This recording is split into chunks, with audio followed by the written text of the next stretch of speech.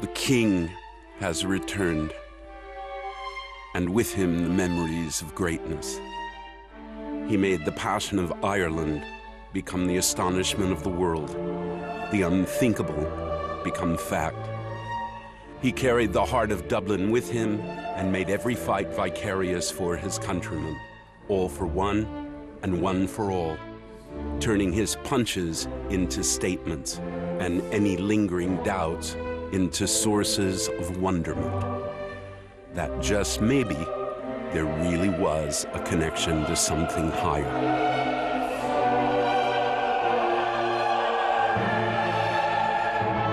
Now, a new lightweight champion sits on the throne, not the embodiment of a successor, but the instrument in his own destiny. A punishing force from Dagestan who has spent his whole life waiting for the moment he can truly begin his reign by ripping apart the clover piece by piece and tearing into the UFC's most famous body of work. Simply put, a man consumed with the idea of redirecting history. The King of Kings.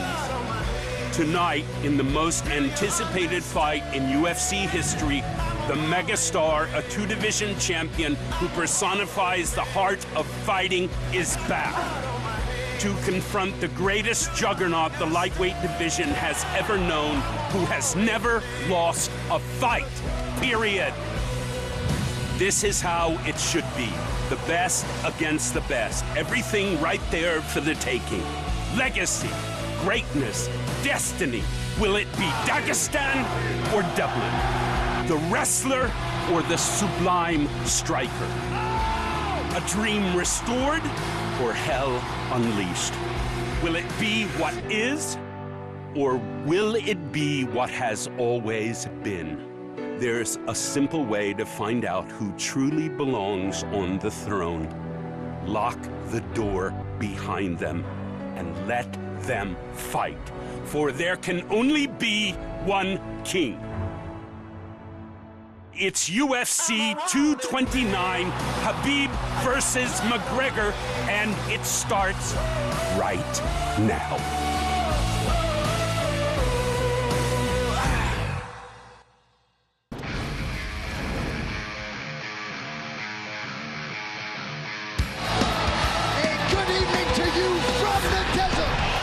This is the epicenter of the sports world tonight as the notorious Conor McGregor makes his grand return to mixed martial arts. And what a challenge he has in front of him here tonight.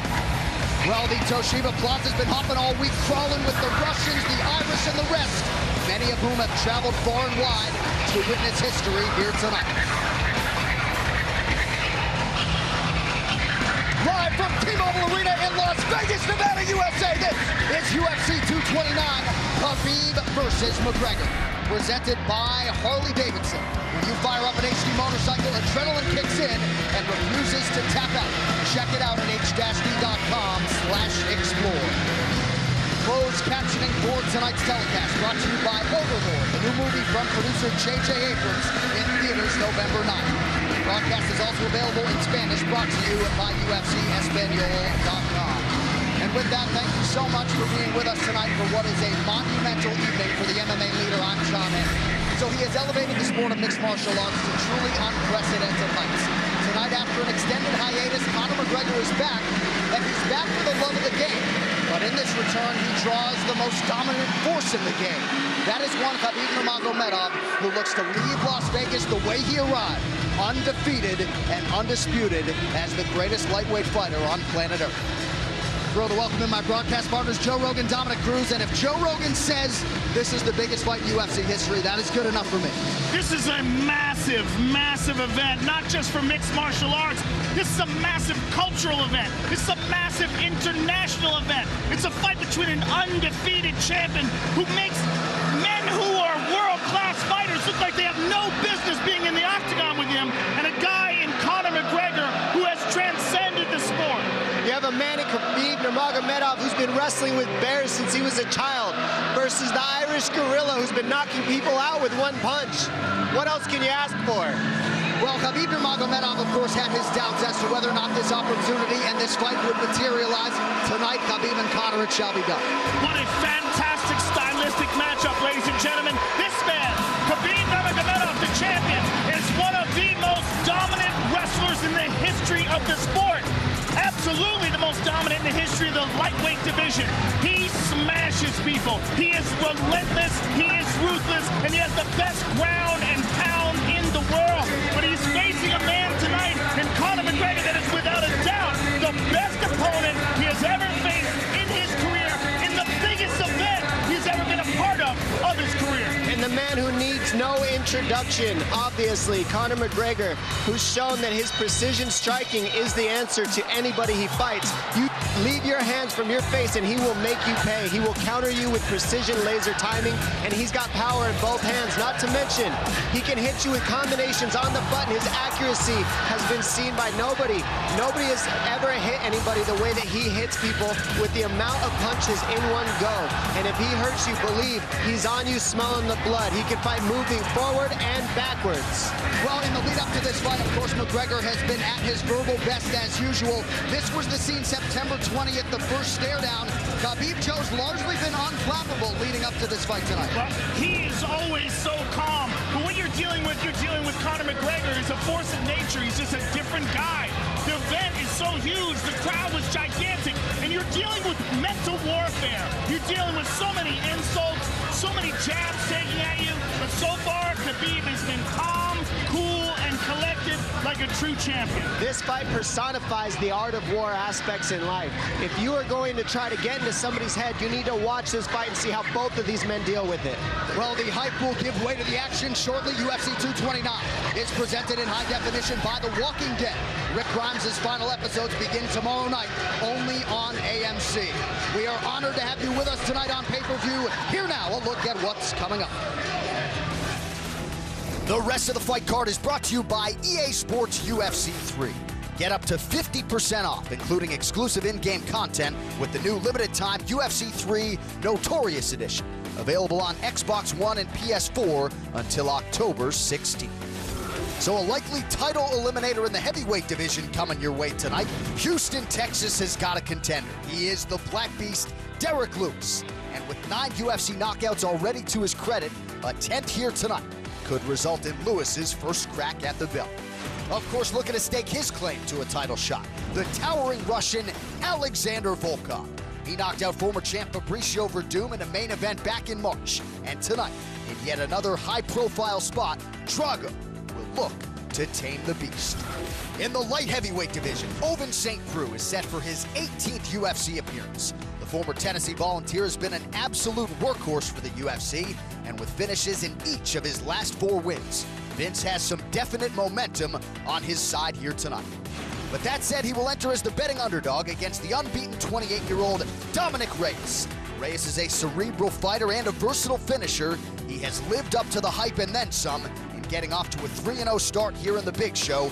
Tonight, Reyes will look to maximize this pay-per-view showcase. These locker room shots are brought to you by P3, the official protein snack of UFC. Well, a touch overshadowed tonight as he makes his much-anticipated return is the former UFC interim lightweight champion, Tony Ferguson. His training output is truly the stuff of legends, and with his 10-fight winning streak still in tow, El Cucuy is hungry to resume his quest for undisputed UFC greatness. A man who has been at the top of the pack before. Enter Milwaukee's best, Anthony Showtime Pettis. This man is revitalized. He has returned to the form that saw him realize a UFC championship 5 years ago. And Showtime is no stranger to the brightest of lights, and he can vault right back into contention with an upset of Ferguson tonight in Las Vegas. The rules of the Octagon are sponsored by Soul Calibur 6. Bring more than your fists to the fight. Available on October 19th for PlayStation 4, Xbox One, and PC. Soul Calibur 6. Pre-order your copy today. 3 judges score the fight. The bout duration is 3 5-minute rounds, but for championship fights and all UFC main events, we go 5 5-minute rounds. A 10-point must-scoring system is in effect. The round winner gets 10 points, his or her opponent 9 or fewer, and scoring is based on effective striking and grappling, followed by aggression, and then octagon control in that order. Also of note tonight, the Nevada State Athletic Commission has yet to adopt the newer set of unified rules for MMA. Old rules still in effect tonight. We will, though, have the benefit of instant replay. That is only to look at a fight-ending sequence. So once replay is used, that particular fight cannot be restarted. All competing athletes have been made aware. What an atmosphere at T-Mobile Arena tonight. These crowd shots brought to you by AutoZone. Get in the zone, AutoZone. All right, the table is now set for our biggest show of 2018. Let us get to it. Well, few women have more world-class experience than Felice Herrig and Michelle Waterson tonight. A high-profile opportunity for them to put it to good use and head home a bona fide contender. Veteran strawweights Michelle Waterson and Felice Herrig have built their resumes the old-fashioned way by facing the best of the best. Tonight, the two will finally meet on the greatest proving ground in the sport. I trained for this, I'm prepared for this, and I do train very hard. So I am very prepared. I'm prepared for a war, and I embrace it. I'm excited to fight Felice. Her and I have been on this journey for a very long time, and it's about time that we meet in the octagon. Initially known for her stellar kickboxing game, Felice Herrig has evolved over the years into a dangerous threat everywhere an MMA fight can go. And with wins in 4 of her last 5 bouts, Lil Bulldog is proving she's on the verge of a title run. It's okay if Michelle underestimates me. It's okay if Michelle is confident. At the end of the night, the better woman is going to win, and I believe that woman is me. A former Invicta FC champion at 105 pounds, Michelle Waterson returned to strawweight in 2015. And the results have been strong to quite strong. Submission wins over Angela Magana and Paige Van Zandt, and a big decision win over Courtney Casey, all serving to establish the Karate Hottie as one of the division's best. Felice is in for the best, most prepared Michelle Waterson the world has ever seen.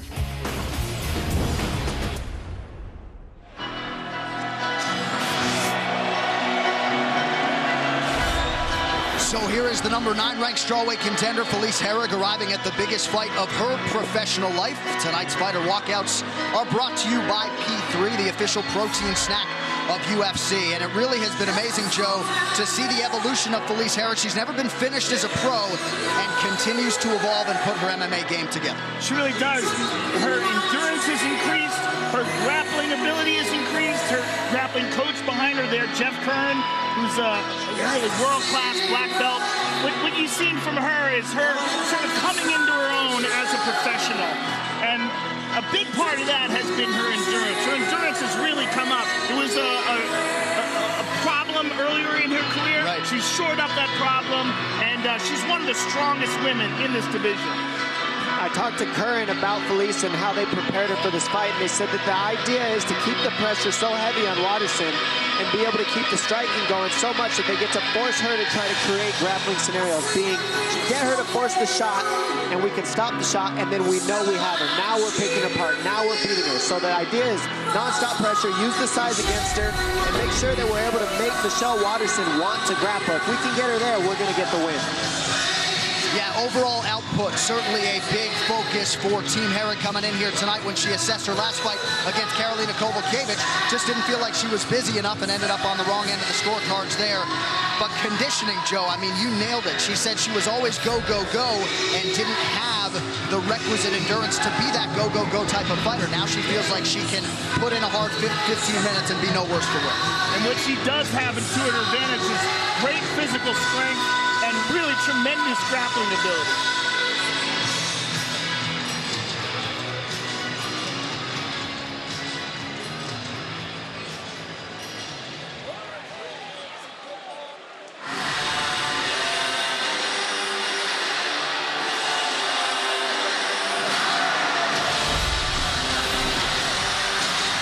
So here is the mixed martial artist known as the Karate Hottie, 8th ranked Michelle Waterson, arriving at her 6th UFC appearance here tonight. And Dom, she does so on the strength of one of the best performances of her career, proving she can hang with the strongest women in this division as she got past Courtney Casey back in April. And that's what she said. She said facing Courtney Casey gave her so much confidence in facing these bigger, stronger women. She says, I have the speed advantage. I have the fluidity, the rhythm, and the technical advantage in these sequences because they're so big, they're a little slower. She says, I'm a fighter, I'm a mother, I'm a daughter, I do all these things, but first and foremost, I'm here to win, and I'm going after the title. I'm going to take advantage of this huge card we're on and show everybody why I'm the best in the world, and that's why she's here today. And there is her husband, Joshua Gomez, entrenched in her corner as usual. Mike Winklejohn in the building as well.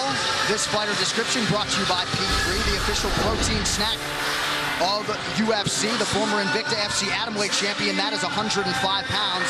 And I think most salient here, she's landed at least one takedown at every UFC fight. She believes she has more paths to victory overall than Felice in this matchup. Well, it's going to be really interesting if she does decide to grapple with her, because her striking is outstanding. Her nickname, the Karate Hottie, comes from that traditional martial arts background. Very good with her distance, uses a lot of traditional martial arts techniques like front leg, side kicks, and started off her UFC career with 2 outstanding submission victories. All right, the combatant's just about ready to go. This Tale of the Tape is brought to you by Modelo Especial, brewed with a fighting spirit since 1925. Waterson, 32 years old. Felice Herrig is 34. Herrig is taller by an inch. We'll see if she can maximize what is a 3-inch edge in reach. All right, now for the official introductions of this pay-per-view opener, we turn it over to Bruce Buffer.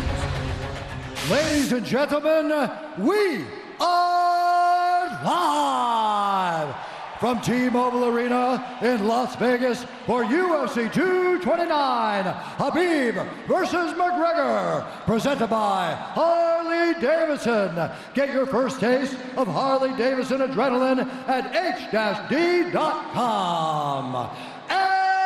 Now, this fight is 3 rounds in the UFC strawweight division.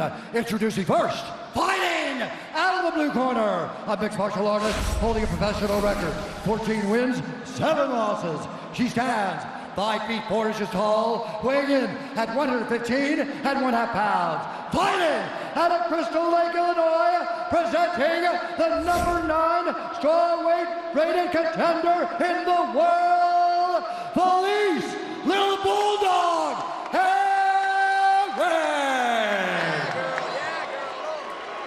And now introducing her opponent, fighting out of the red corner, a mixed martial artist holding a professional record, 15 wins, 6 losses. She stands 5 feet 3 inches tall, weighing in at 115 pounds.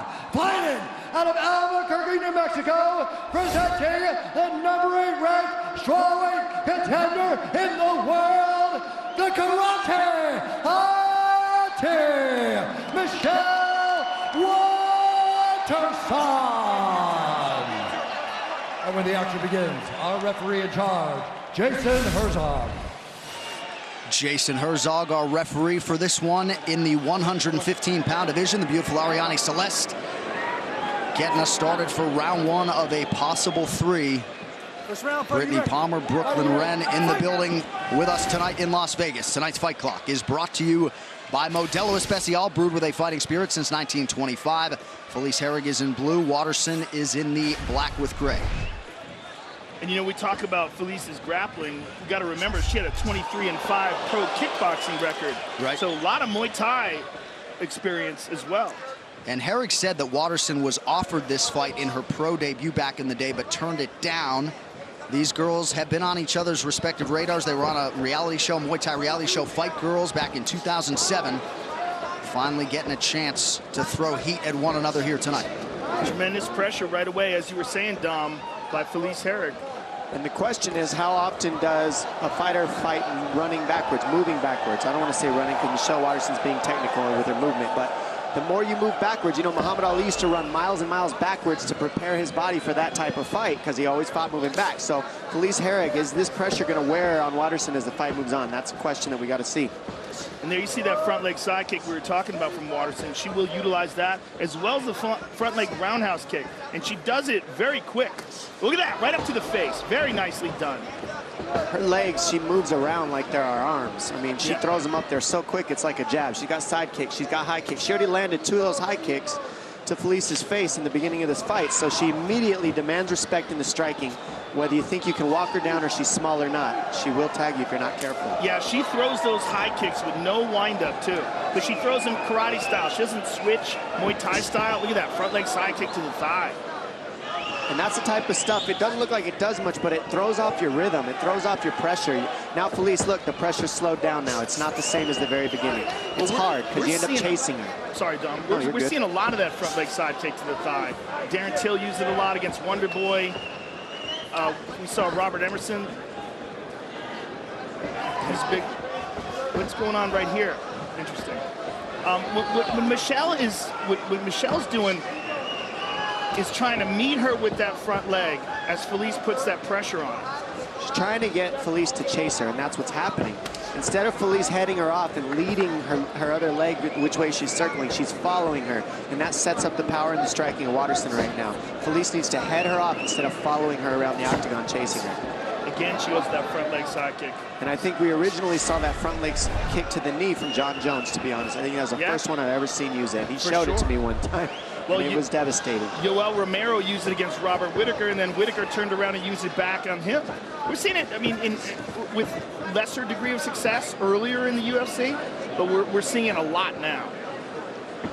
You see the confidence just pouring out of Michelle Waterson. A picture of focus here during fight week. She's really trying to maximize these 4 or 5 prime years, built a home gym that she called her sanctuary. Off to a pretty good start here tonight. Less than 2 minutes now to go round 1. Dom, it's interesting how those techniques just, once one person finds success with it, you see it over and over again. And Felice with the clinch here. Watch the headlock. This is where Michelle Waterson hits a lot of her headlocks. And this is something Waterson trained a lot for. Felice habitually goes to these body locks. And with double underhooks, you're asking for it. So let's see. Felice got her against the fence, so that takes away the hips for the headlock. So that's the good news. But this is where Waterson has gotten a lot of her takedowns. She's pretty comfortable here. So Felice needs to be careful with her head position and the underhooks and not overcommit to the positioning.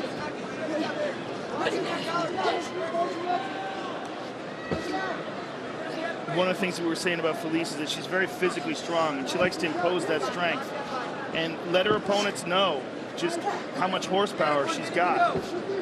She's been doing this an extremely long time, Harry. I mean, she's got tons of experience, and her grappling has gotten so much better over the years. So I hope this goes to the ground. These ladies are both very well-rounded. Yeah, good elbow in there by Waterson. Nice, Michelle.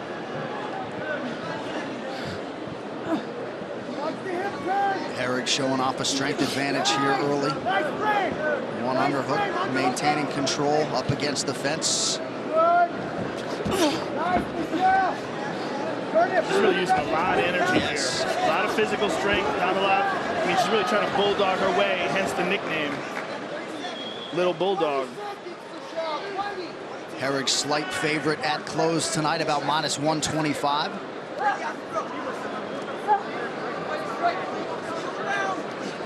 People generally aren't that comfortable when somebody has double underhooks on them, but Waterson, really good balance, strong core, and she's able to not give up a takedown there, which is surprising. Good knee to the neck there by Waterson. Good shot off the clinch. Yep, nice stick by Waterson at the end of the round. Tonight's Corner Cam is brought to you by Body Armor. Switch to Body Armor, the official sports drink of UFC. More natural, more electrolytes, better sports drink. Grab yours at participating Speedway stores.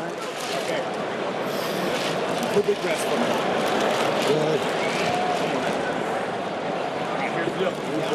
Outside all day long in distractions. All day long. You feel it? All day long, Hunter. She wants to get you back on that clinch in the cage. She's pulling hard. Left kick. So if you start throwing that straight down the pipe, you'll be fine. But if you fake it and she flicks that high kick, then I want you closing that gap faster. She's not going to be able to reset and throw a second kick, okay? And as we see here, this kick, left kick right to the chin of Herrig, just like, hey, hold on a second, what was that? And then another one to the neck, just a side kick, very different type of kicks that landed.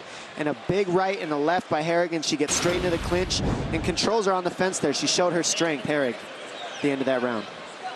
Second round, fighter, you ready? Fighter, you ready? Fight! Air Asia, now everyone can fly. Round 2 here, Felice Herrig, Michelle Waterson. Good corner work on both sides there after round 1. Herrig doing the right thing, coming to the pressure right off the bat. I think she's got the advantage in the clinch because she's a little stronger. Just needs to be technical here. Good knees by both ladies there in the clinch. And a right hand, out of the break from Michelle Waterson. You wonder how this fight atmosphere will play on some of these athletes here tonight. A lot of them are UFC tested, but this is a different beast tonight. It's a good point. This is a gigantic pay-per-view. They know all eyes are on this event. Well, Herrig looking so much stronger right now than Waterson, just a lot bigger and pushing her against the fence. And really, Waterson went for the clinch on that one. She gives the underhooks to Herrig right off the bat. And it's because she's comfortable, she's usually able to take people down with these overhooks, with headlocks, land the body shots, and create judo transitions. But Herrig looks very strong here. A couple good knees there by Waterson, though, in the clinch. I like Waterson on the outside. I like her using those unusual traditional martial arts skills that are hard to read, like that front leg round kick and the front leg side kick to the face that we saw. I think she has an advantage there. If I was in her corner, I'd be asking her to get out of here. I agree with you 100%. I think this style fight benefits Felice Herrig. Yeah, Felice is strong. Very. You look at that girl, she's jacked. And she she's loves tall. it. Yeah, she loves this kind of fighting. And what I love is Michelle Waterson's a little shorter, so that is when you want to utilize the underhooks the most if you're Felice Herrig, because you can jack her up off the ground, and that's why you're not seeing Waterson be able to land the headlocks and the throws, is because Herrig's getting the underhooks and lifting her up off the floor because she's a little taller with those underhooks.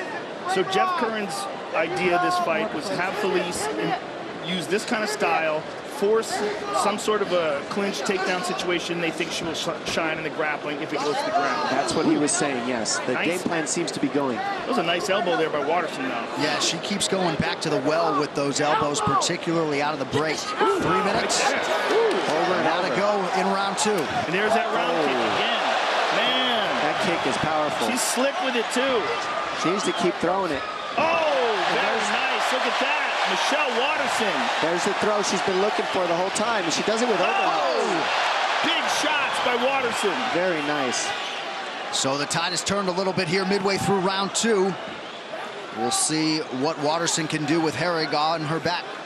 This is where Waterson has shined. She gets the takedown, and then it somewhat just seems to frustrate the females as she fights, and she beats them up on the top very well. She's got good top pressure, and she makes good decisions in the grappling exchanges. Good elbow there, and I like how she keeps that forearm on Felice's neck. Keeps her uncomfortable. Felice needs to create some space, get her feet maybe on the hips of Waterson. Waterson's too high up towards her head, so she's going to be able to keep her down, that pressure. 2 minutes to go in round 2. Waterson has now secured a takedown against all 6 of her UFC opponents.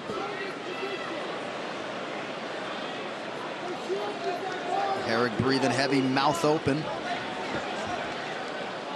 Now this is big also for Waterson because, as you were saying before, Felice Herrig's coach wanted this to happen. They wanted to go to the ground. They just didn't want it like this. Yeah, they didn't expect for Waterson to be able to get that takedown the way she did. And she's just slick. She does it over and over in all her fights. If she gets in that clinch, she's shown she can get those judo takedowns. 2 Brazilian Jiu-Jitsu purple belts here, but Waterson, the far greater submission threat. 9 of her 15 pro wins have come by submission. And Herrig just looks like she's okay just hanging out here for a minute. I'm not sure why, because I've seen her move on her back, and she usually has a lot more tools than this.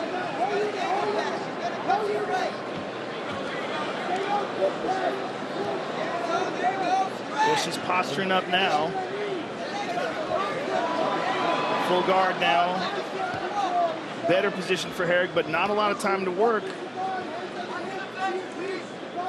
Herrig controlling posture here, perhaps just trying to survive and move on to that 3rd and final round. Waterson has stayed pretty busy here inside the guard. Waterson's got her smashed up against the cage. And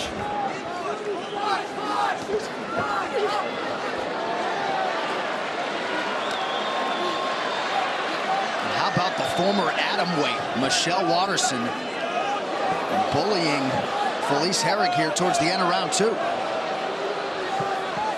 Almost put herself into a triangle situation, spotted it at the last second. Waterson got that right hand in there.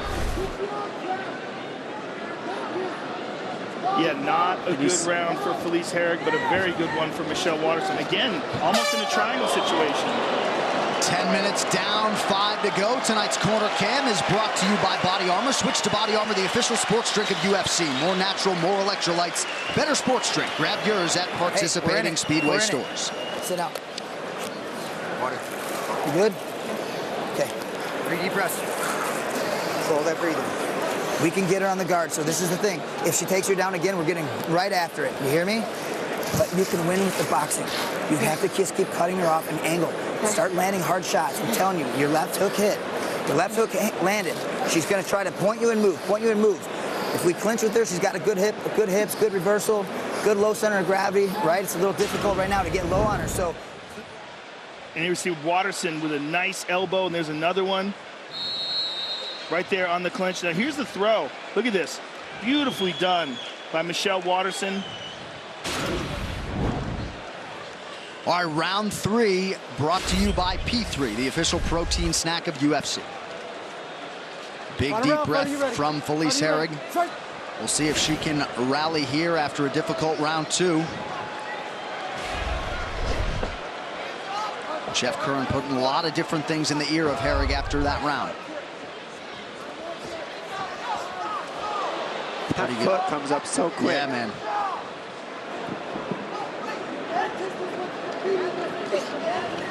Spent a lot of time up against the fence in this fight. Oh, there's that left hook. It looks like Curran was able to get in the head of Herrig pretty well, because that was a different type of strikes that she just went for right there. That was everything she had. She knows she's down, I think. And Herrig's doing a good job trying to get this done. She's not out of this fight yet.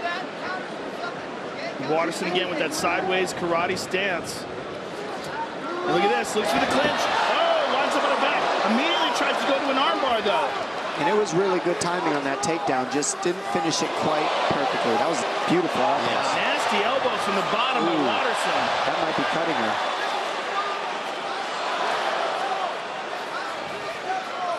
Watterson would appear to be the fresher fighter here with less than 4 minutes to go in this one.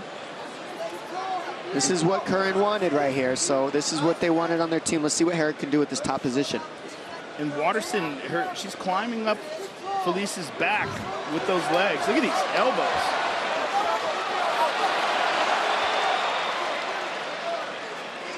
Another elbow for good measure from the karate hottie. 3.5 minutes now to go. Well, Michelle Watterson's doing so well. She's keeping the feet on the hips, and when Herrig goes to come up towards her head to get the feet off her hips, she switches to an armbar, tries to roll over the top, and then goes back to the elbows to the top of the head. I mean, she's just nonstop working here, even though she's on her back, and it can create space for her if she utilizes it correctly. And these are good elbows, too. Right, her ground strikes are far more effective than Herrig's are raining down from the top.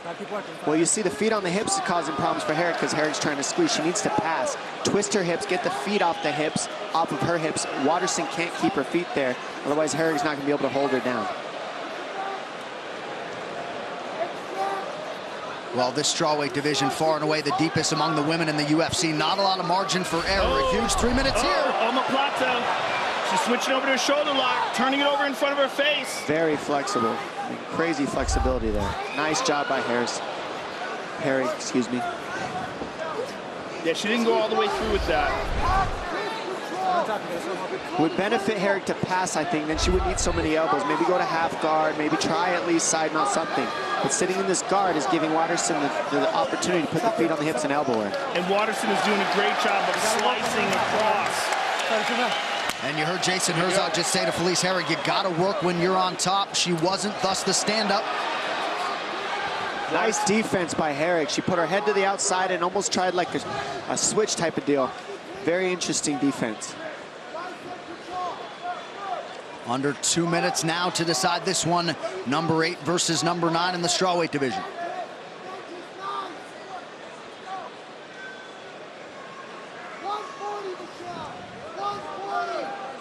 Body lock now for Herrig. But you heard Jeff Curran laud the hips of Michelle Watterson.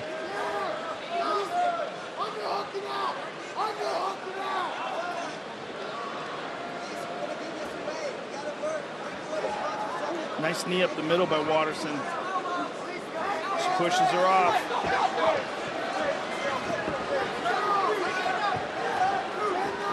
Watterson circling away from that power left of Herrig. Felice works the body now. There's that front leg side kick to the thigh again.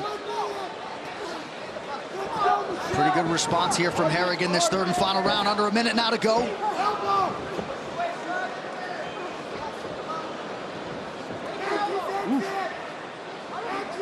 Herrig really making good decisions. She did a good job defending that takedown. She really needs to up the offense here, though. She's really going to get this decision. Nice front kick to the face by Waterson.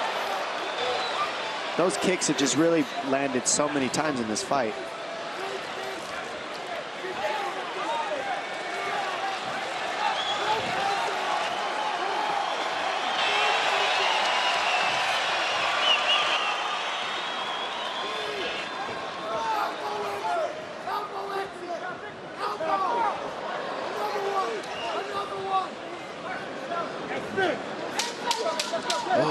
Knee to the body lands for Waterson here down the stretch. Fence grab from Herrig, Herzog all over it. And there's Waterson going back to the elbow. Another strong showcase for this 115-pound division. Michelle Waterson and Felice Herrig go the distance tonight.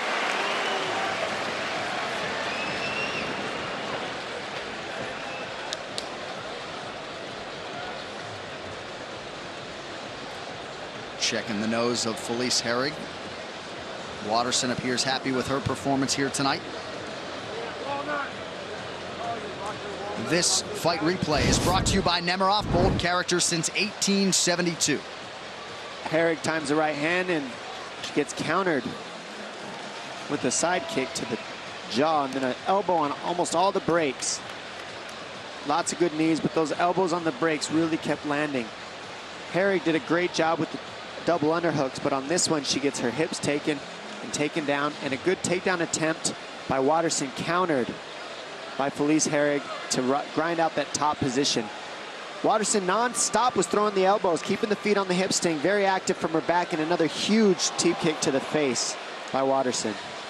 Try to get Herrig off of her. I mean, these ladies let it all hang out. Awesome fight by them. All right, these fighter stats brought to you by San Manuel Casino. With the most slots on the West Coast, visit sanmanuel.com for all thrill details. So you see tightly contested, at least in terms of these significant strikes in all 3 rounds. Big second round for Michelle Waterson.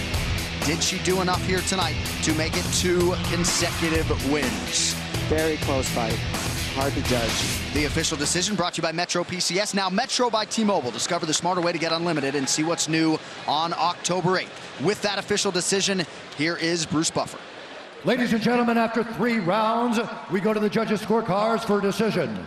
The judges score the contest 30-26, 29-28, and 30-27 for the winner by unanimous decision, the Karate Ate, Michelle Waterson.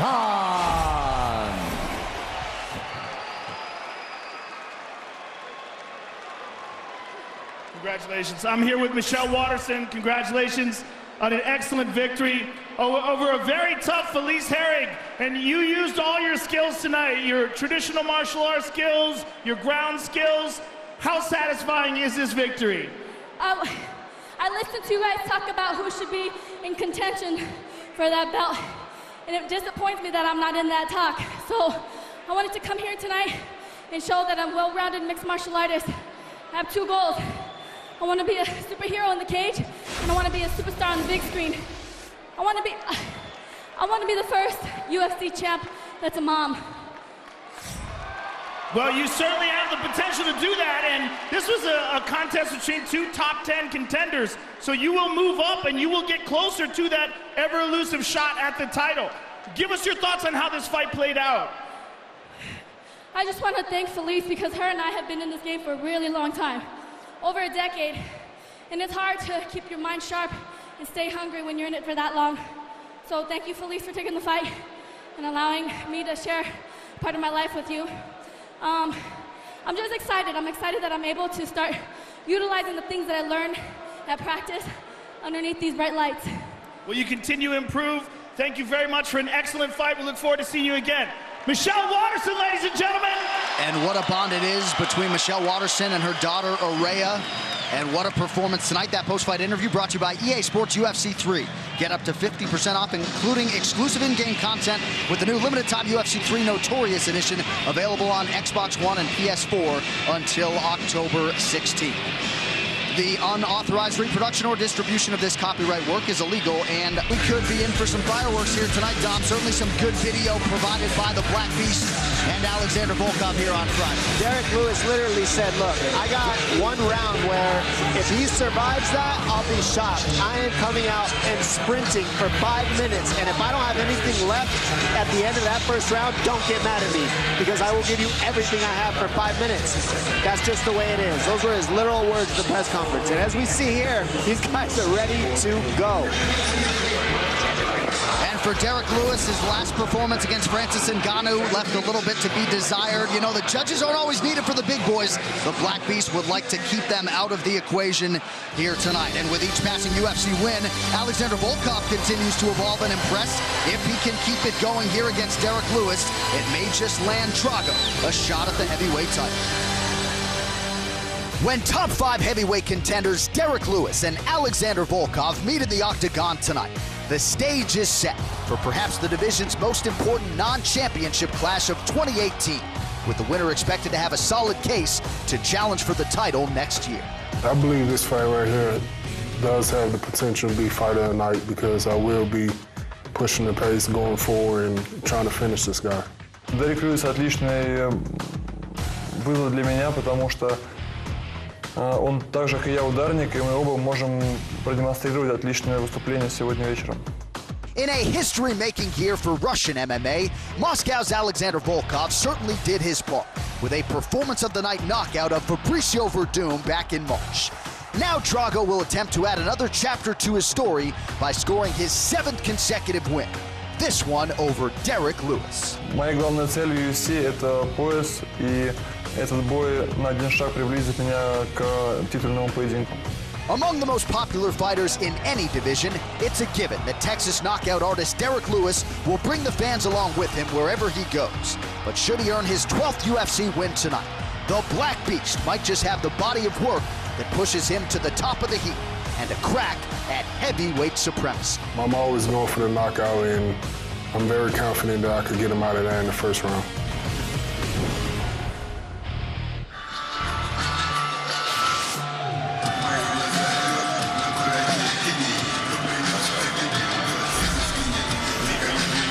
So the spotlight has landed on Alexander Volkov here tonight. And Joe, when Stipe Miocic and Daniel Cormier fought for the heavyweight title in July, the backup plan was Alexander Volkov. He was brought in to make weight in case one of those guys couldn't compete.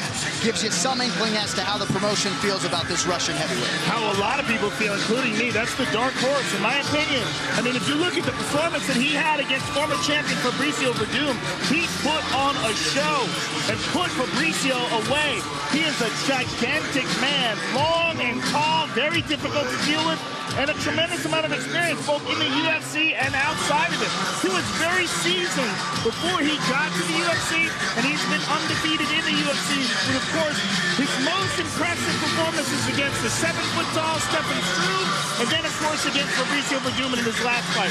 Those are 2 huge victories.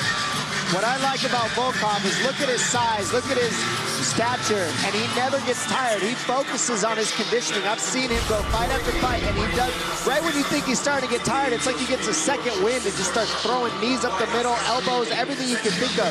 This guy comes in shape, and he's got the body and the strength behind it. And he just said he just earned his brown belt. You haven't even seen his ground game yet, so I'm very interested to see what if he decides to take it down. What can he do to somebody like Derek Lewis on his back? And what about those knees with Derek Lewis leaning over the top of his lead leg the way that he does? Can he land those? Can he see a counter there? I'm very interested in the stature of this guy and see how he shows up against a brawler like Derek Lewis. Volkov, former 3-time Pancration champ of Moscow, M1 global heavyweight champ back in 2016. He could be one win away from a shot at that elusive UFC heavyweight gold.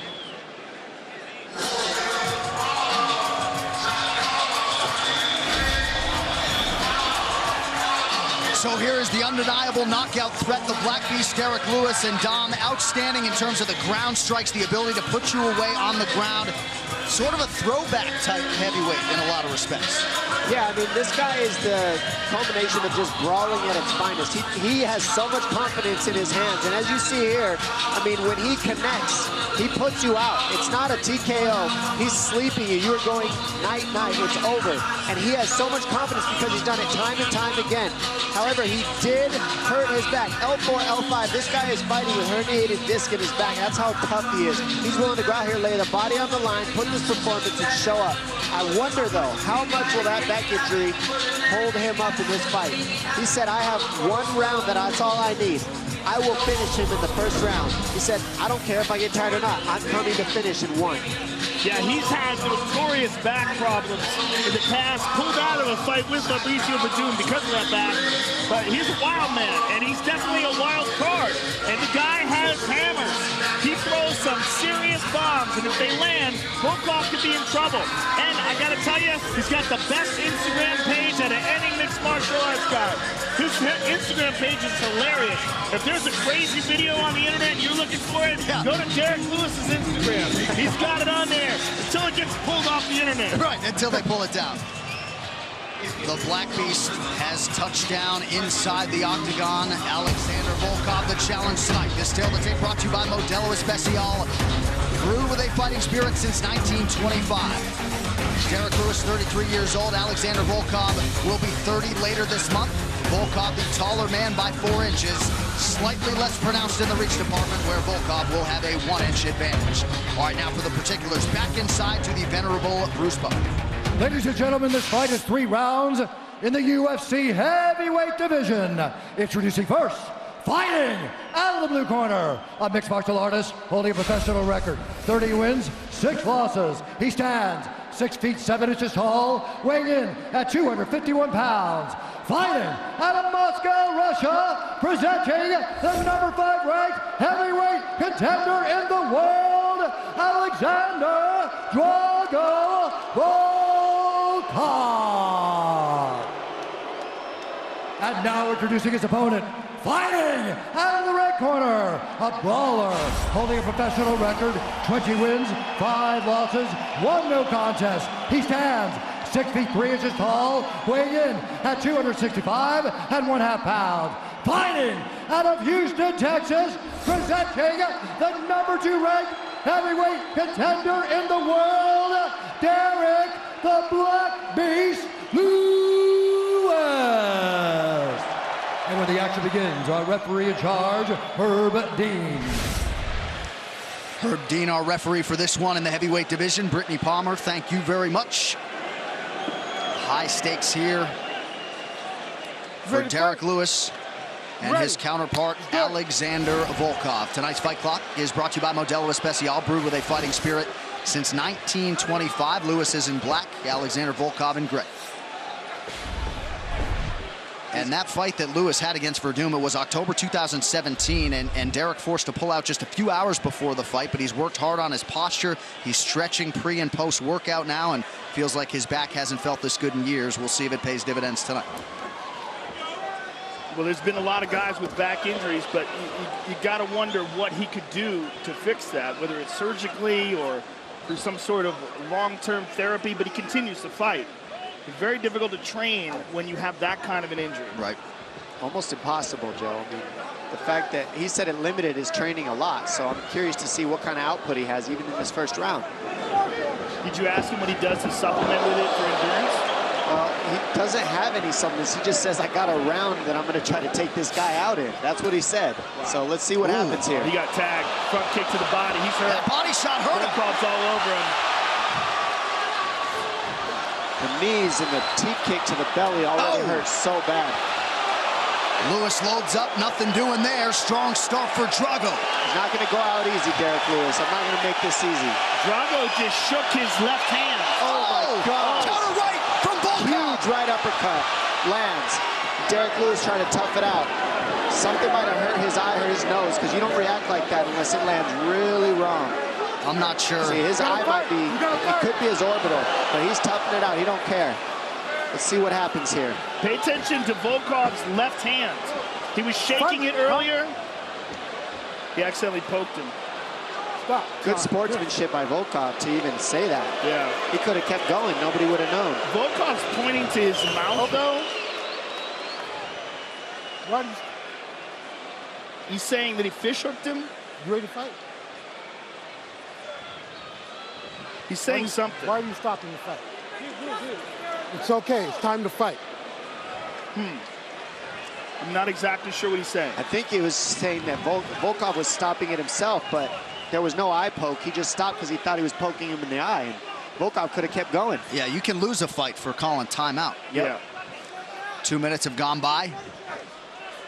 Volkov goes high with the kick, nothing doing. I may be mistaken, but I felt like he was pointing towards his mouth, saying that Derek Lewis like reached into his mouth or something. I don't know, though. That was confusing. He's already landed some big shots to the body of Lewis, and he keeps going to the body with those punches and teep kicks. And I'm being told there was no eye poke, so Herb Dean largely did his job there. Volkov switching up the footwork here early. Where I'm sure the truck will isolate it. Wow, what a crazy-looking takedown he attempted. Derek Lewis has had a penchant for fighting well, or at least surviving well off of his back in his UFC tenure. Trying to control posture here. Just over 2 minutes to go in our opening round. Lewis uses that underhook to get back up to his feet. Keep those hands tight. Oh, that's the hand that he said he needed to land, and there it is. He only needs one of those. Yeah, that's what makes Derek Lewis so fun to watch. Hammers. Oh, big takedown. So the high amplitude takedown here from Alexander Volkov. Let's see what he can do with it. Short elbows.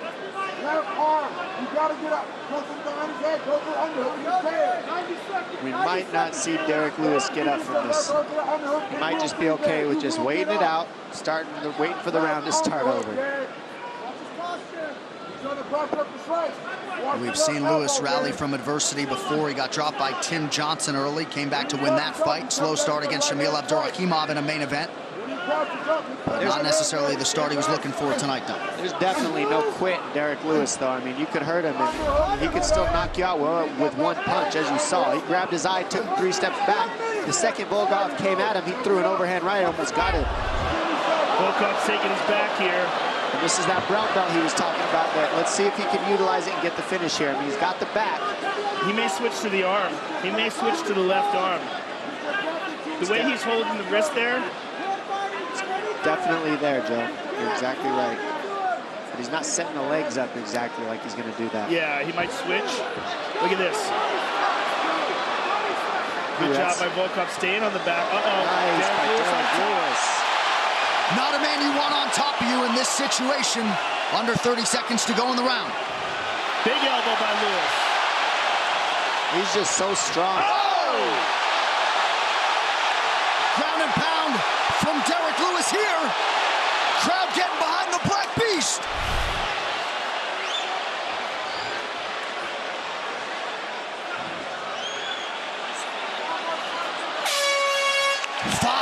Minutes in the can. Tonight's Corner Can is brought to you by Body Armor. Switch to Body Armor, the official sports drink of UFC.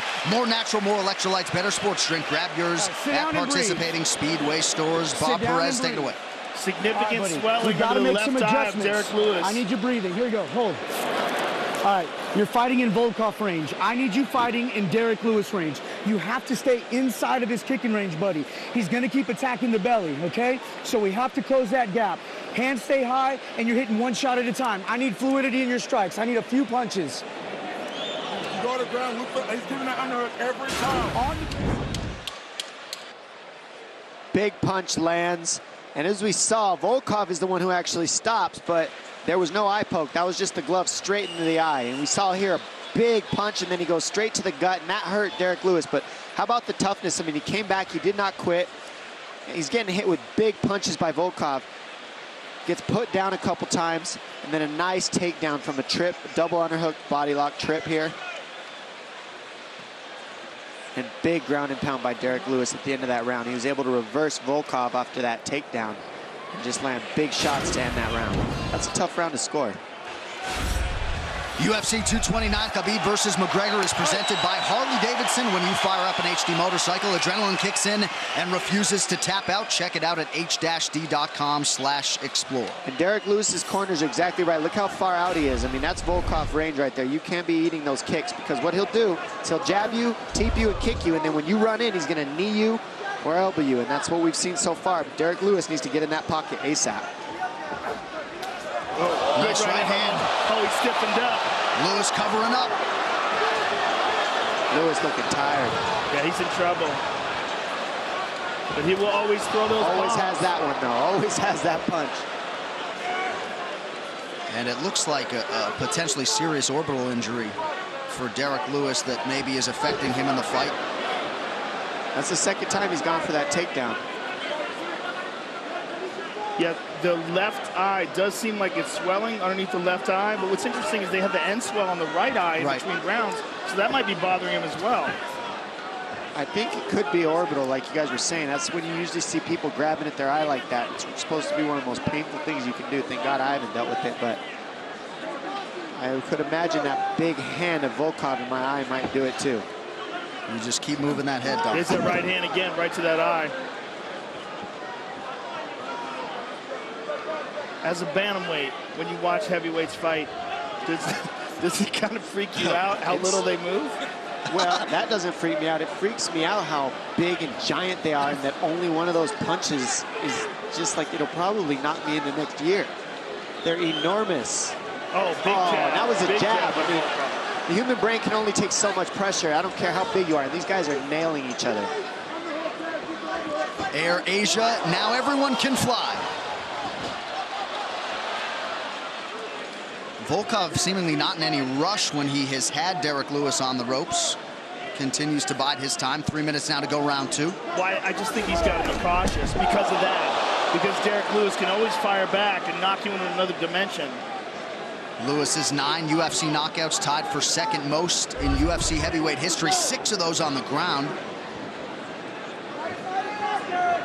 Right now, Lewis is playing the game where he's pulling Volkov back into his power. You see him pulling? He's trying to get Volkov to come to him to land the big strike, but Volkov's not biting. What Volkov could do is start using some jabs, start using those teep kicks, start beating up the legs of Lewis. Don't just look in the mirror is what I call this. You're staring at the mirror, some fakes. Get Derek Lewis biting on something. Right now, they're going speed for speed, shot for shot. There needs to be something in the middle to fill the gaps for these guys to offset each other. Nice, that can land all day. That's the type of stuff Volkov should be doing nonstop. Volkov switched stances quite a bit as well. You see him now, he's moved back to orthodox. He was fighting southpaw for a bit. But I completely agree with you about attacking those legs. And the body. I mean, anytime he's hit Derek in the body, it almost seems to affect him. Pretty good counter right from Alexander Volkov. Much more of a volume guy than Derek Lewis is. If I'm Volkov, I'm firing left teep kicks to the gut of Derek Lewis for the rest of the fight, and then bring it high, just like he did there. Just keep going to the legs, keep going to the body. That'll drop Lewis's hands, take the wind out of his sails, and take away some of that power. He's going with that front kick to the body over and over again here. Jabs and teep kicks all day will get the win for Volkov. And if Volkov fakes more, they'll have more openings. Ooh. Nice job by Volkov using that length. You know, we talked a lot about Stefan Struve in the past, maybe not maximizing his length. Volkov uses it well. The Irish are already singing. Lewis at times can lull you into a false sense of not security, but comfort, and then he comes with those lunch boxes. 45 seconds here in round two. Oh. Beautiful inside leg kick for Volkov. Counter right from the Black Beast. Always dangerous. His ability to explode. I mean, if he could just figure out how to fix his back problem.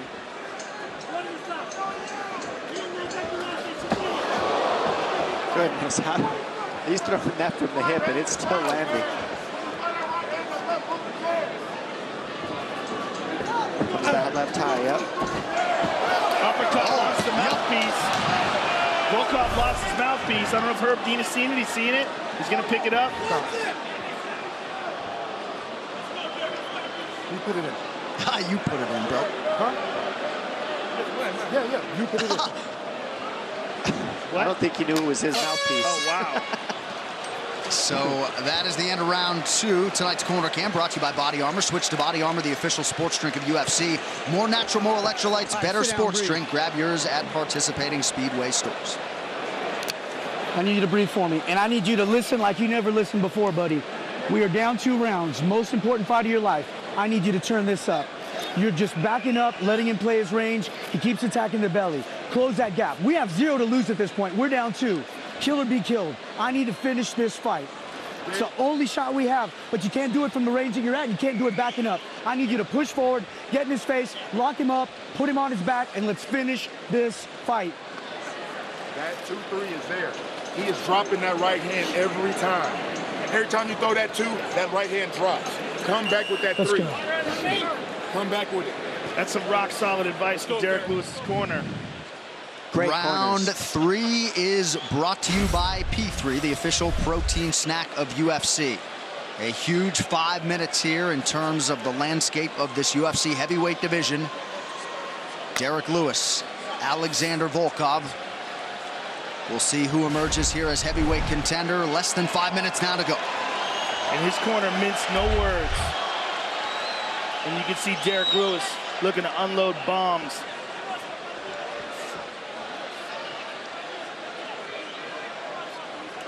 Man, feints would go a long way with these giant gentlemen. Well, we saw some earlier from Volkov. We're just not seeing much anymore. You see how they're just staring and then going. So there's no break in rhythm. There's no timing. It's just like, all right, when you go, I'll be faster than you. No, I'll hit harder than you. He's giving them a little. There it goes. That's what he needs more of, those. And then teep kicks. Maybe go to the legs a little bit. Lewis playing the pull game. It's the 3rd time he's tried that takedown, and you fake the single and you step around. It's not high percentage takedown, but it does work in transition. But from the outside like that, not very utilized, I would say. Volkov going southpaw here. He wasn't going to engage Lewis there on the ground. Under 4 minutes to go.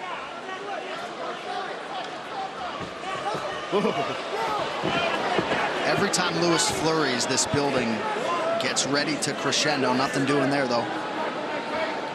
And what's funny is you see Derek Lewis control the pace of fights over and over. Oh! Right hand behind the ear, and another one for good measure.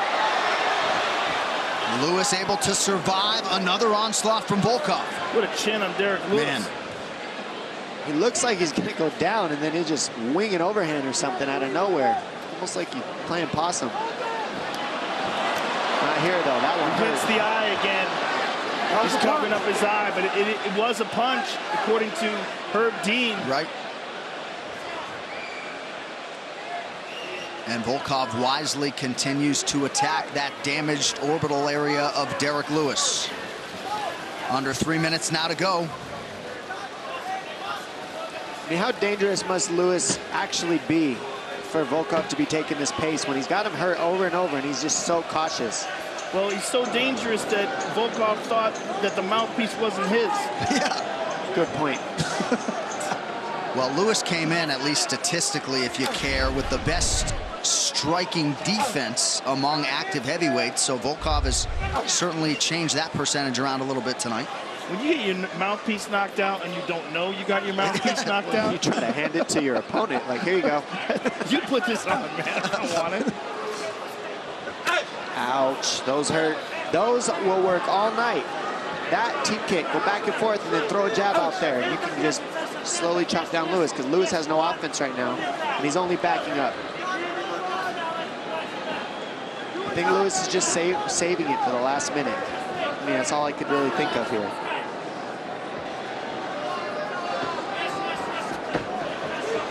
Well, he's just wading in, isn't he? Yep. He's trying to pull Volkov, but Volkov won't throw anything. He's just kind of waiting for him because he knows Lewis is looking to counter him. So he's just playing the waiting game back and forth. It's counter for counter with these two gentlemen.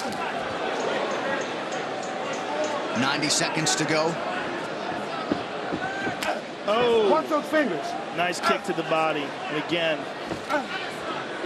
Those are going to keep landing all night if he keeps throwing it. And that's what Lewis has to do right there. You can't stay at kick range. This is what he needs to do, and he's been waiting for the last minute here. As you can see, he's pressuring now. But if you're not going to be eating those kicks and those jabs, you got to keep going, and you got to keep pressuring. You got to keep Volkov on his heels. That's a big right from Derek Lewis. See how much the Black Beast has left in the tank, and if he can rally here down the stretch. I mean, he just eats stuff and looks at you. He doesn't even care. Yeah, he just kind of wobbles. Oh, goodness. He wobbles and then looks for a hammer.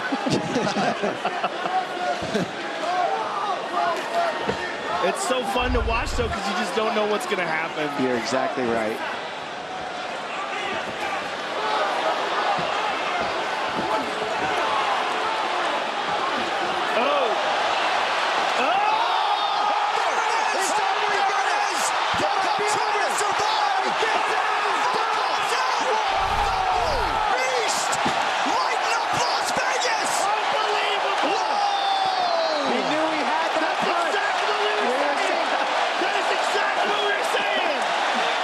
So hard.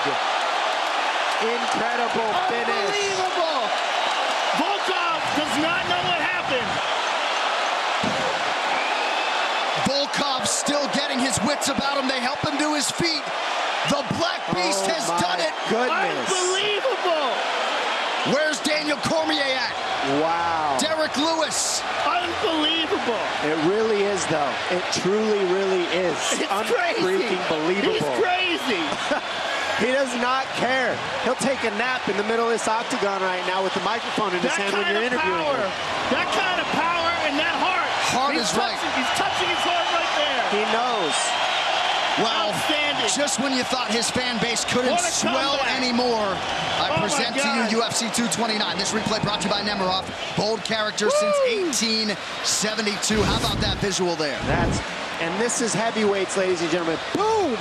He waited the entire fight, a 1-2 down the middle, and then non-stop, disgusting ground and pound. Jab, overhand right, bam! On the money, folded the skyscraper to the floor, and then gets pounded into rubble on the ground. Bam! I mean, you see his head just fold back like a Pez dispenser as his mouthpiece falls out again. Insane power by Derek Lewis. This man knows he had to tough it out and knew if he landed, it would be over, and he proved it. Look at that ground and pound. It's all over. He has that break your face open type of power, and with respect to Cain Velasquez and everybody else, there may be no more dangerous ground striker at present in this heavyweight division than Derek Lewis. Well, I don't know. Just the amount of power that he has in that core and the way that he throws his punches is insane. I think he just took his pants off in the octagon. That's a new one for me. Look at that. I don't know why he did that, but he did do it. All right, the official decision is brought to you by Metro He just doesn't care. PCS. Now Metro by T-Mobile. Discover the smarter way to get unlimited and see what's new on October 8th. So Derek Lewis came in number 2 in the world. What a win for him tonight. Bruce Buffer to make it official. Ladies and gentlemen, referee Herb Dean has called a stop to this contest at 4 minutes, 49 seconds of the 3rd round, declaring the winner by knockout, Derek the Black Beast Lewis.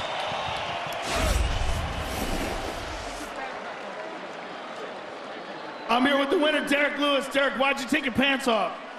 My balls was hot. I understand. Listen, man, what you just did was absolutely phenomenal. That was an incredible comeback victory, and it shows one of the reasons why people love to watch you fight, that you can put it all to bed with one shot.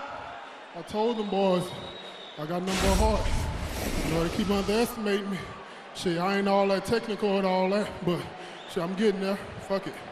No one will question your heart, sir, after this. Let's take a look at the knockout. This is a come-from-behind knockout, the likes that we haven't seen in a long time. And you were looking for that big haymaker all night. You found it in the last minute of the fight. Talk us through this, Derek. I forgot a few hours before the fight, Donald Trump called me and told me I got knocked this Russian motherfucker out because they making him look bad on the news. You know, him and Putin and shit. Fuck what they talking about, USA and his whole, fuck.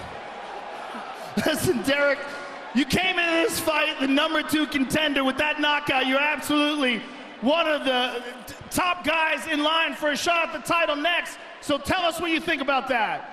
I need to sit my black ass down and do some more cardio.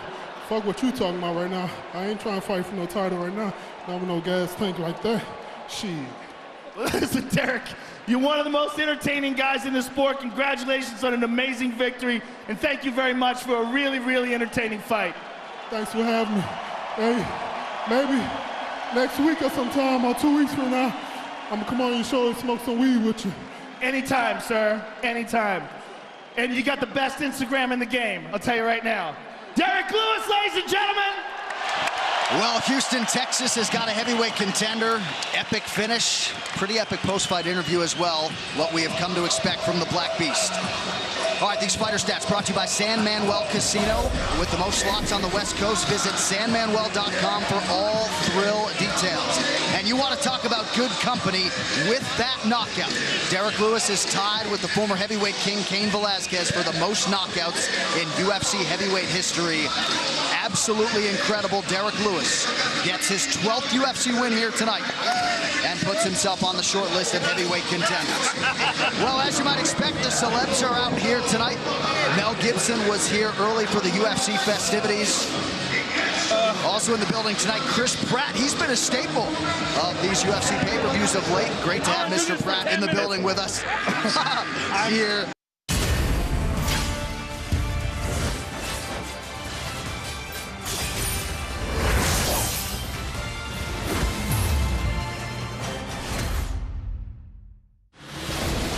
Tonight's locker room shots are brought to you by P3, the official protein snack of UFC. Back in 2016, Ovince St. Preux went the distance in an interim title fight against John Jones, but his recent form has been some of the best of his career. Tonight, the Brazilian Jiu-Jitsu brown belt and 6-time UFC bonus winner draws the upstart Dominic Reyes, a student of the game who trains under UFC veteran Joe Stevenson, and tonight, on the biggest pay-per-view of 2018, Reyes will look to prove he can contend with the division's elite. At UFC Fight Night Moncton, you have Volkan Ozdemir versus Anthony Smith. This dude, Anthony Smith, is on a tear. Big, strong, physical. The legend killer. I mean, 50 seconds for Rashad Evans. 1 minute and 20 seconds for Shogun Rua.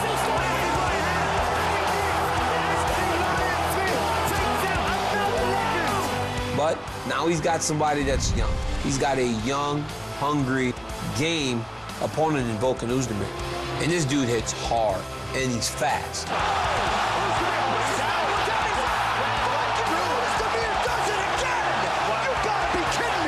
And he's not going to be intimidated by Anthony Smith. He goes and he approaches every fight in the same exact way. This fight is going to be amazing.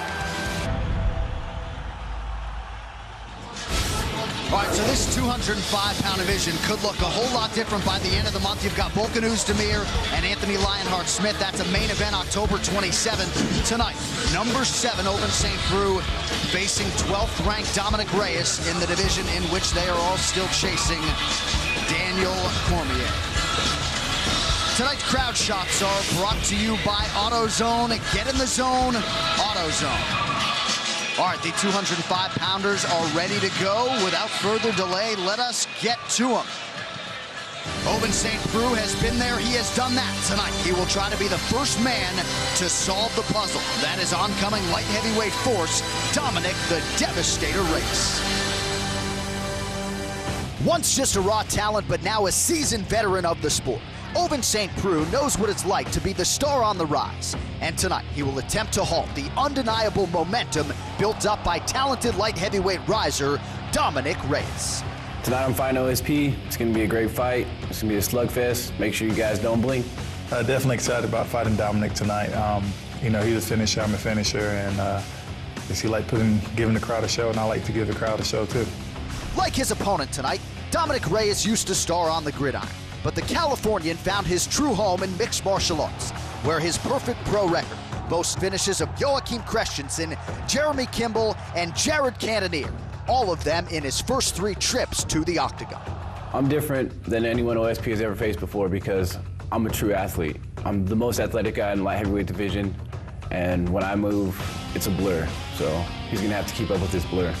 Ovince St. Preux's UFC career hasn't always been smooth, but after finishes of Corey Anderson and Tyson Pedro in his last 2 wins, the Tennessee product has shown that his experience has caught up with the talent, all serving to make him one of the most dangerous men in the weight class. My game plan is you hit me, I'm gonna hit you harder.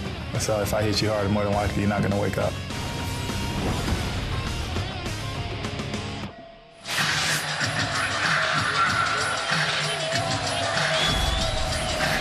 3-0 to begin his UFC run. Here is Dominic Reyes, 28 years old.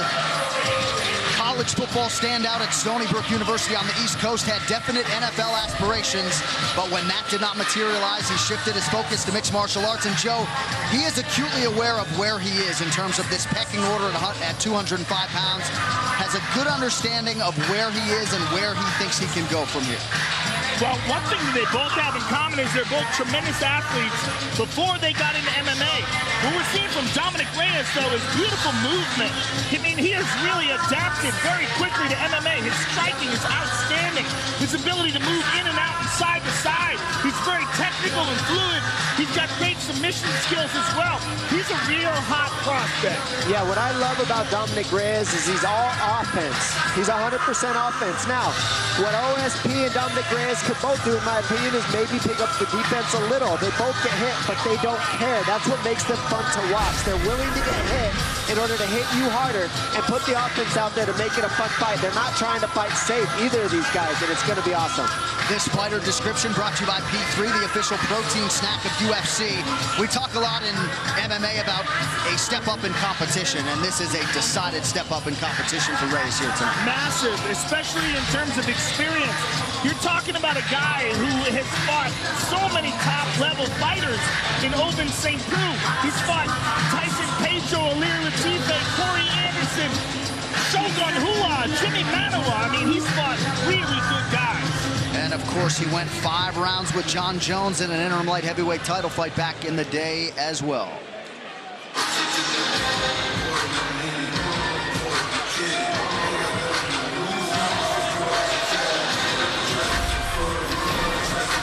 Well, since Ovince St. Preux, Dom, made his UFC debut in 2013, no light heavyweight has won more UFC fights than Vince. 11 UFC wins, and he comes in with a lot of momentum here tonight, trying to make it 5 wins in his last 6.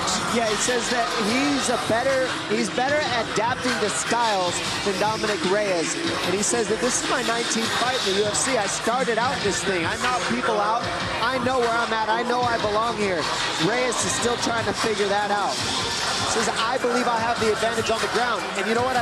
We don't know yet. We haven't seen Dominic Reyes even be forced to grapple yet. So can OSP create those type of exchanges? And if he does, how can he do against Dominic Reyes? Because we've seen him submit various people with various different submissions. Well, Dominic has had one victory over Jeremy Kimball in the UFC with a rear naked choke, but you're right. He prefers to strike. And in terms of experience, there's no competition. As you said, John Jones, he went 5 rounds with John Jones, OSP did. He fought Glover Teixeira. I mean, again, fought Shogun Hua. He's fought a lot of really high-level guys. And we just saw Derek Lewis rally through adversity. That has been a staple of the UFC run of Ovince St. Preux. He has produced wins when he was really up against it during those fights. He has fought with injuries and somehow persevered.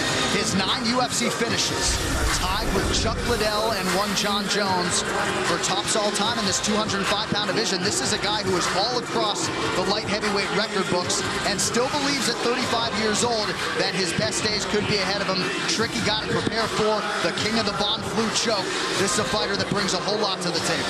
Yeah, and as he said, the thing that these two men both have in common is that they were both substantial athletes before they ever got involved in MMA.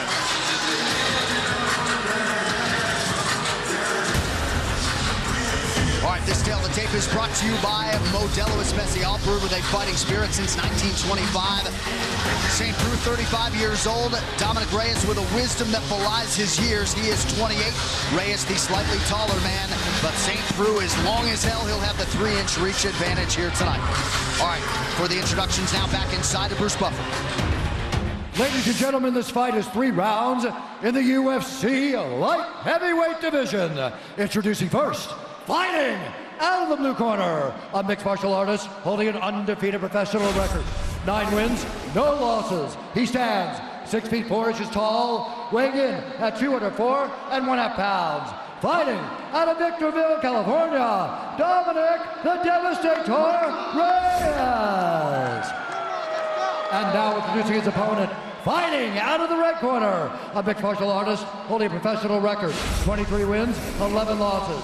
Standing 6 feet 3 1/2 inches tall, weighing in at 205 1/2 pounds. Fighting out of Knoxville, Tennessee, presenting the number 7 ranked light heavyweight contender in the world, Vince St. Preux. And when the action begins, our referee in charge, Dan Mergliata. Well, Dominic Reyes called for this fight. He's glad he got it. He called it the perfect matchup. Does see some similarities between him and St. Preux. Ariane Celeste, thank you very much. Dominic Reyes, did he bite off more than he can chew in calling out Vince St. Preux? Some answers here in short order. Tonight's Fight Clock brought to you by Modelo Especial, brewed with a fighting spirit since 1925. Reyes, the fellow southpaw, is wearing gray. St. Preux is in black. Reyes said, I got to use my jab against St. Preux. Right off the bat, just get straight to kicking. Kicking and jabbing. Strong kicks. Pure offense right off the bat. St. Preux switches to orthodox here. And St. Preux, one of his big weapons is that left leg. And see who's lifting it up with the front leg now. He's got a powerful left kick. Reyes said when he goes conventional, you're going to see me firing my left a lot more. When he goes southpaw, you're going to see me using my jab a lot more. That's boxing fundamentals. And now we're seeing him also add the kicks to the various stances as well.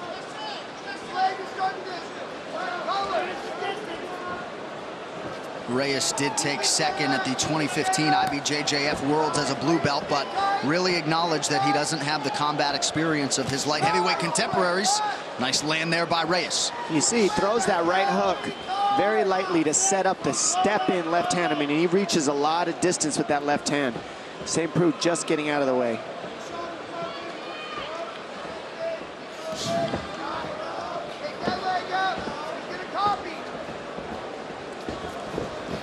UFC veteran Joe Stevenson, the longtime chief corner of Dominic Reyes.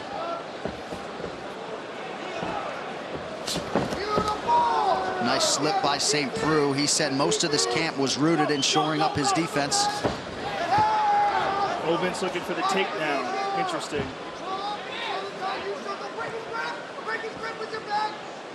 The only guy in the UFC to have 2 Von Flue chokes. Actually has 3. Oh, that's right. He does have 3. Got Okami. Which is crazy. Oh, it's got to be. We got to change the name. He's got 1, yeah. The fact that we're seeing OSP try these shots tells me that he's not very comfortable on his feet right now. And it's interesting because you don't see him just try outright double legs ever. Takedown attempt again. Reyes showing very good takedown defense. But I think he was just shocked by the output, the quick offense of Dominic Reyes. Looks like he's going to get this double leg here, though. Oh, big elbows. Ooh, those are heavy.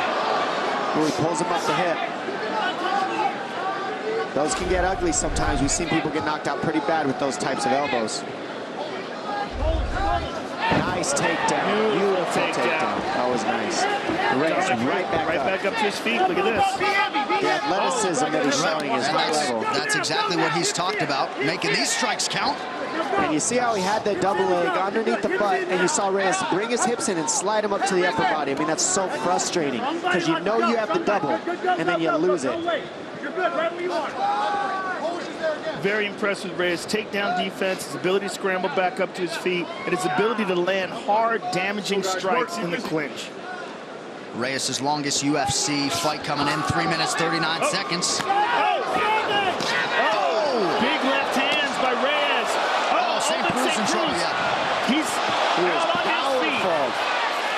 Dominic Reyes is flooding him with offense, reckless abandonment as hard as he can. And right now, OSP is square, not knowing what to do with it. And his head straight up in the air.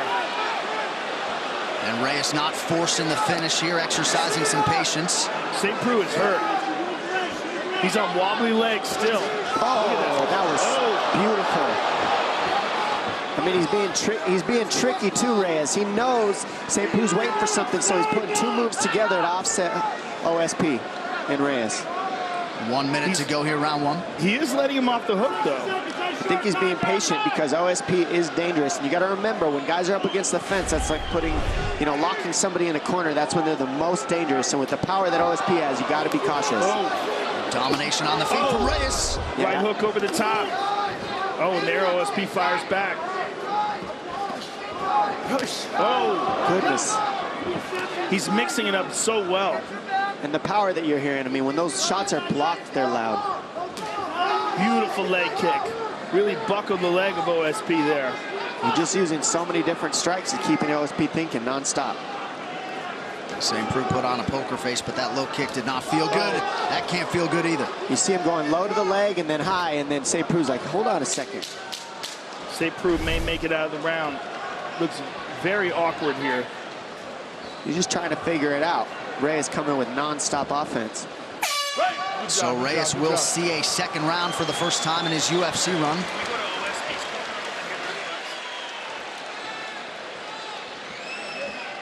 Let's listen into Eric Turner if we could. You're doing a good job on your shots. Just pull the trigger, right? Don't stand in front of him ever. Never, ever stand in front of him. Where are we going to do this round? It's good. Yeah, he's fine. We're going to move our feet, aren't we? Right? Move our feet. Either be close or too far. But none of that in the range, right? Right now we're saying right in his range. If we're going to stand there, pop, pop, pop, pop, pop. You understand?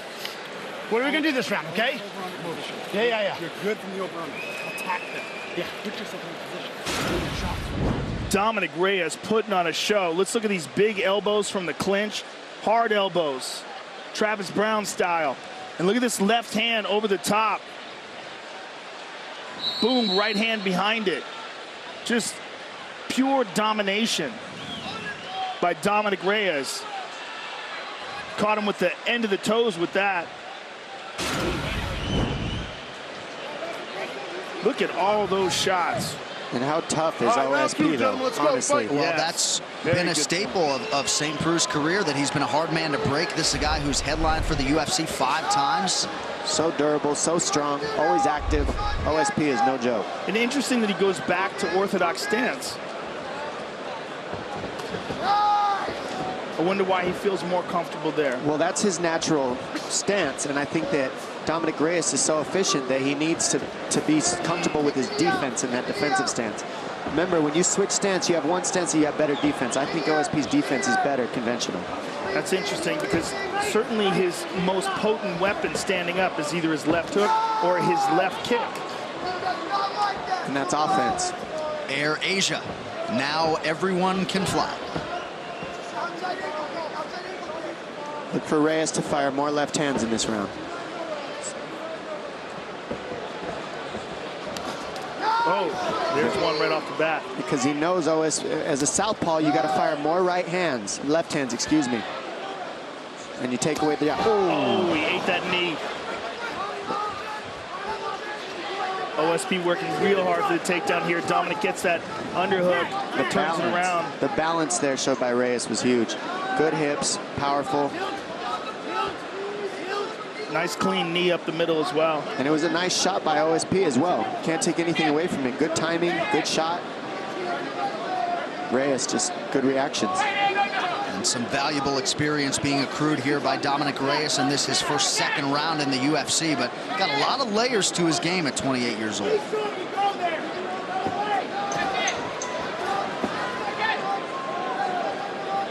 Now this is where guys can be punched in the face non-stop. It takes away the body lock because you can't squeeze if you're getting socked in the face right here. These guys are just squeezing each other, not punching in the break here.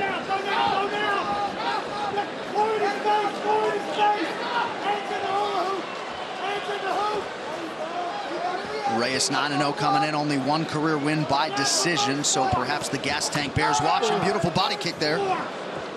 Just so fluid with his technique. I mean, he mixes it up so well. He doesn't go to the well too many times with any one thing. He's very diverse in his tactics. Well, and I think those that were surprised to see Reyes entrenched as a near 3-1 favorite haven't necessarily been following his career trajectory. Oh! And there you see how dangerous OSP is, too. Yeah, from that southpaw stance, there's that powerful left kick. Don't forget, he's just as strong as Reyes, hits just as hard. Just right now, Reyes is putting together the trickery with the offense a little bit better than OSP so far. Yeah, he just has a more efficient and fluid offense, but OSP has dynamic power. And explosiveness. I mean, Reyes is more of a fluidity to his style. He throws 2 punches, ending with a kick. OSP explodes with power and precision from the outside, and he's also tricky too, but right now Reyes is putting combinations together to offset OSP. Significant strikes landed, 74 for Reyes, 12 for St. Preux. And we see Reyes slow down a lot, though, in the second round, and that's going to be a read as the fights move on for him. That's a very good point, because he opened up like a house on fire. Close your fingers. Well, that's the adjustments with new guys in these divisions. You got to see round by round versus each style what happens to their cardio, what happens to their movements, what happens to their defense and their offense. And right now, both these gentlemen are showing up for us. Also, he's a big 205.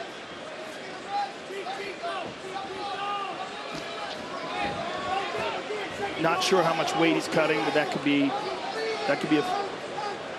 Not sure where that cut came on OSP's head. When did that happen? What's interesting is you're seeing Reyes stuff shots by just moving. He's not necessarily having even to get in the wrestling scrambles because he's just turning the corner at the right time. There's that left kick to the body again. Look at the takedown defense of Dominic Reyes. St. Preux telegraphed that right hand. Good left to the body by St. Preux. And Reyes returned it. These guys are very evenly matched.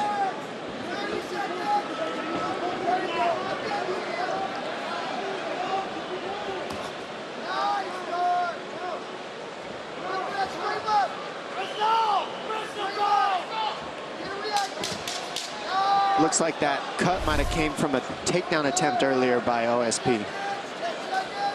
Just got caught with the elbow on the way in. Reyes catching him with that elbow. 10 minutes down. This corner cam brought to you by Harley-Davidson. When you fire up an HD motorcycle, adrenaline kicks in and refuses to tap out. Check it out at h-d.com/explode. Look at me. You need more offense. You got 5 minutes. You're definitely down 2 rounds. What are you waiting on? You beat this guy every time you go first. Do you hear me? Every time you go first, you win. If you're going to stand up, I don't want to be yelling combos that you're not listening to. You understand? I need you on him on the deck. You have to finish him this round. If you want to set that bristle, you got to snap. Stay tight. Hey, when he switches, fucking chop that front leg out. That shit's hurting. Yeah, it is. Right? So just, hey, stay calm, stay tight. Don't fucking rush anything, okay? But know your shots. He's going to come out try and shoot again. That's the only thing he got. Yeah. You're doing a great job. Round 3 is brought to you by P3, the official protein snack of UFC. Now, that was Eric Turner, Knoxville Martial Arts Academy there, Dom, in the corner of Oven St. Preux. A lot of these cheap corners have different approaches, but Turner and St. Preux have been with each other every step of the way. So. All right, final round. You ready? Final round. Let's go. I don't know. Well, just don't forget, each athlete needs a different type of stimulus, especially after you've been getting punched and kicked for a couple rounds. He needed to pep him up, and I think OSP, that was exactly the things he needed to hear for this 3rd round. Pretty significant cut there, just along the hairline of Oven St. Preux. And his coach is exactly right. OSP waiting just a little too much. He needs to be first. And when he's first, he does well. When he waits on Dominic, it's a problem.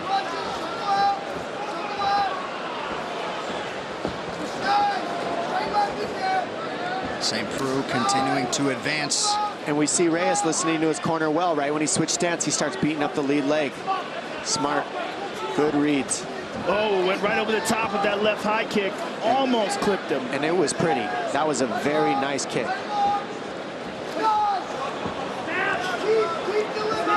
OSP's got to ramp up the volume, though. I mean, he's absolutely down in this fight. but with that kind of power, he's always in it. Well, the issue right now for OSP is he's throwing one at a time. And the difference is Reyes has the numbers because he's throwing combinations. Now, as the fight's moved on, we've seen Reyes go more and more to one shot. But that first round got him so far ahead that right now OSP needs to pick up the pace and go first. All right, let's bring in Joe Stevenson in the corner of Dom Reyes. Nice! Way to step out with your left. Nice, keep your hands up. Keep all your hands up, there we go. Keep circling. Lean your kick to the knee, hands up, circle out. Look for your legs. Come over his jab. Come over his jab when he reaches. Oh, his hands are coming low. Nice! That hurt him. That hurt. He's trying to rush. Look ahead, look ahead. Yep. Hands up, hands up. 3 minutes to decide this one. Co-main event coming up next. Good left hand over the top by OSP. Still one at a time. Yep. You need combinations if you're going to trick him. There it is. Ooh, that was a nice uppercut moving backwards by Dominic. Good left high.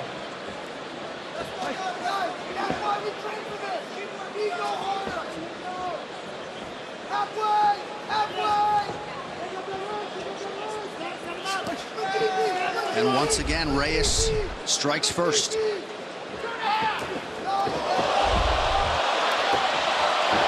St. Preux rushes forward. Reyes able to stay upright. The balance of Reyes is just very, very good.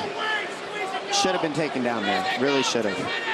One thing that you really nailed, though, Dom, is that his volume decreases significantly after the first round. Now, whether that's he comes out too fast in the first round, he needs to pace himself more, or whether it's an endurance issue. I'm pretty sure it's being undefeated, relatively green, and that was a first round adrenaline dump looking round to me, but he still looked very good.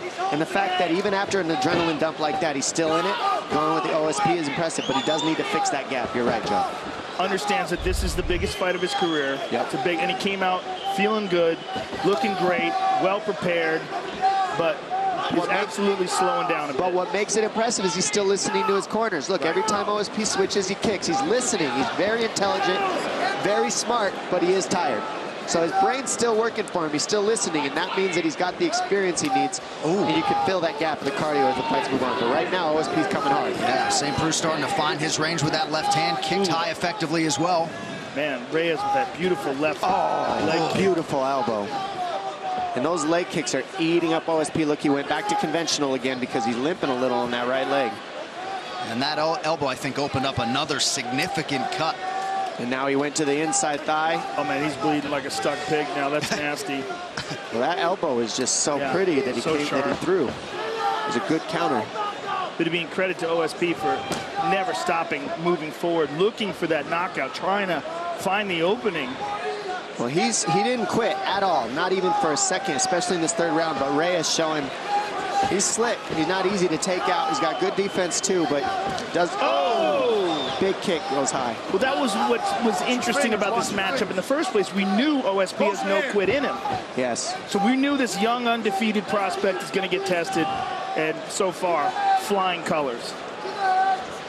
And these will certainly be valuable minutes for Reyes as he moves forward and moves up this light heavyweight ladder. And this does not bring down OSP's stock, in my opinion. I mean, he's looked so good in this fight. He's coming.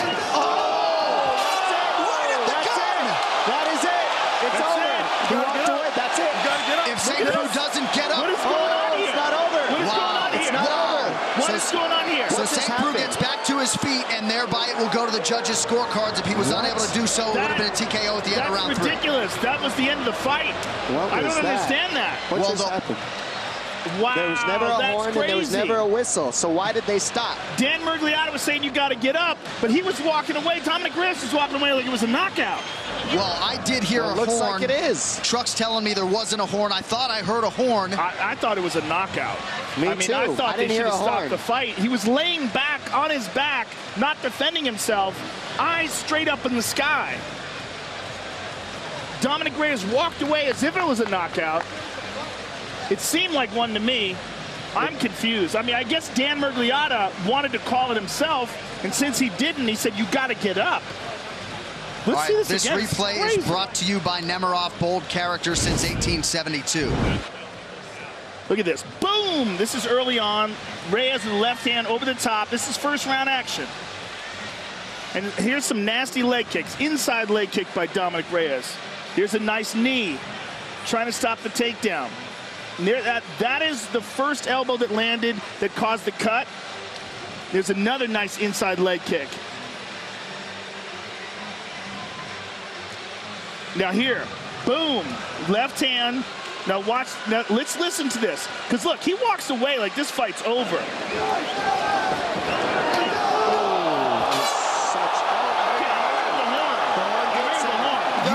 You can't be saved by the horn, right? But it seemed like Dan Miragliotta came in and saved St. Preux. Either way, Dominic Reyes, the likely winner tonight. The official decision brought to you by Metro PCS. Now Metro by T-Mobile. Discover the smarter way to get unlimited and see what's new on October 8th. All right, Bruce Buffer now with that decision. Ladies and gentlemen, after 3 rounds, we go to the judges' scorecards for decision. All 3 judges score this contest 30-27 for the winner by unanimous decision, Dominic the Devastator Reyes.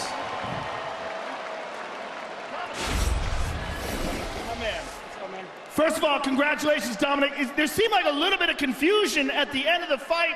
We thought you had knocked him out and you were walking away as if you did that. We heard the horn, but Dan Miragliotta was telling him he had to get up or they were going to stop it. It wound up being a decision. Did you feel like it was a knockout? That's a knockout. I mean, what do you guys think? I absolutely think it was a knockout. But that aside, phenomenal performance. You came into this fight 9-0 against one of the top contenders in the division, a guy who went 5 rounds with John Jones, a guy who's fought the best of the best, and you put on a show tonight. Oh yeah, it wasn't easy. All respect to O. Vince, you know, he's a hell of a competitor. But, you know, I prepared hard, worked my ass off. I know where I sit, and I knew I was gonna get this win tonight. Well, Dominic Reyes, you came into this fight tonight a prospect. You leave a top contender. That was an absolutely impressive performance, and I think most people think it was a knockout. I hope it goes into the books as a knockout. Either way, amazing, amazing performance. Thank you very much. Thank you, sir. Hey, yeah, get me in the game, man. Come on, let's go. Get him in the game, people. Dominic Reyes, ladies and gentlemen. Well, if you don't know, now you know. Dominic Reyes maximizing the pay-per-view showcase here tonight, and I think we'll find a way to get him in EA Sports UFC 3. I think that's the least of his worries after that. This stat brought to you by San Manuel Casino. With the most slots on the West Coast, visit sanmanuel.com for all thrill details. So with that win, Dom Reyes ties Jan Blachowicz for the longest live active win streak in this UFC light heavyweight division. Well, the A-listers are out here tonight. One of Boston's finest, Matt Damon, is in the building for UFC 229, as is Aaron Paul, he of Breaking Bad fame. Good to have both of those gentlemen with us tonight.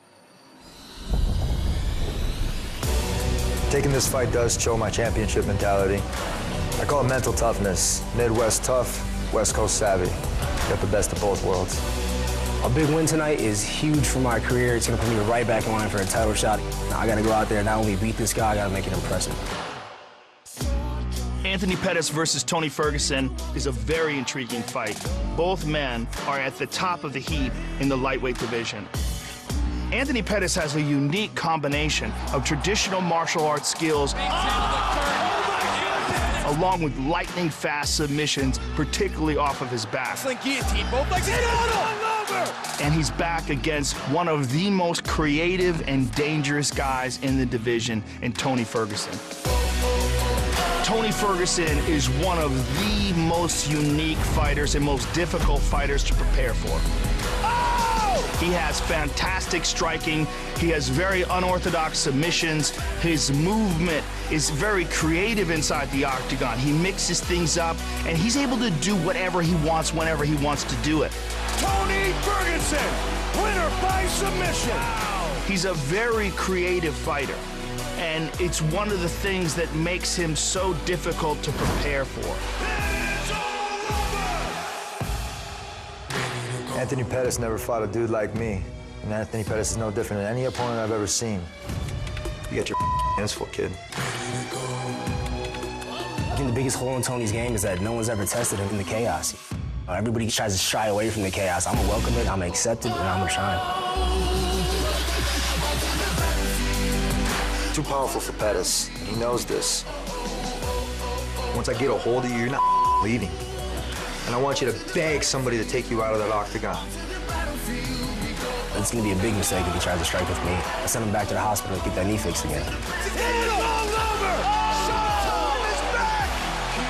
Tony Ferguson is just another guy in my way for my title shot.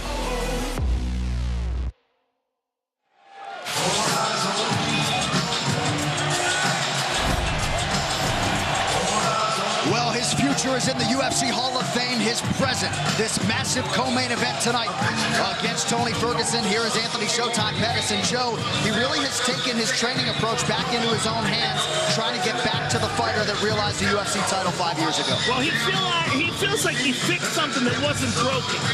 He had a style where he would throw these wild kicks and punches, and if you took him down, he would submit you. And then he felt like he was out-wrestled by a few guys, so he had to change his style up and work more on his wrestling and tighten up that aspect of his game. But in doing so, he diminished some of the striking, and he diminished some of the submission. Then he decided, before the Chiesa fight, I'm going to go back to the old way. Right. Wild, reckless striking. You take me down, I'm going to submit you. That's exactly what he did with Chiesa, and he feels like he's back. What we got to remember is Anthony Pettis is still only 31 years of age. Right. All right? I mean, former WEC champion, former UFC champion, has beaten some of the best in the game. Gilbert Melendez, knocked out Cowboy Cerrone. When he's at his best, he's a wild, creative striker with some of the most dynamic kicks in the game. Tonight's Prep Point brought to you by Harley-Davidson. When you fire up an HD motorcycle, adrenaline kicks in and refuses to tap out. Check it out at h-d.com/explore. And Dom, he feels like his instincts and his reactions are as good as anyone's in the game, and why not lean on it, says Pettis. Well, he says that comes from his mentality outside of the octagon. He said he worked on his brain outside, and it fixed his mentality inside the octagon. The biggest thing that makes me excited about this fight is he said, one, I want to make this fight havoc. I want it to be chaotic, and I want to embrace it. And I said, well, that's what Tony Ferguson wants. And he says, exactly. So these two are going to meet head-on-head, and he's okay with that. And that's what he said in the pre-fight. You've got to be okay in the habit of Ferguson if you're going to beat him. And you got to get him in between the transitions where he has the holes in his game. He considered the decision a loss, is what he told me. So he's going for the finish, and he's going hard, like usual. 15th UFC appearance for Showtime Pettis, a plus 300 underdog at close here tonight.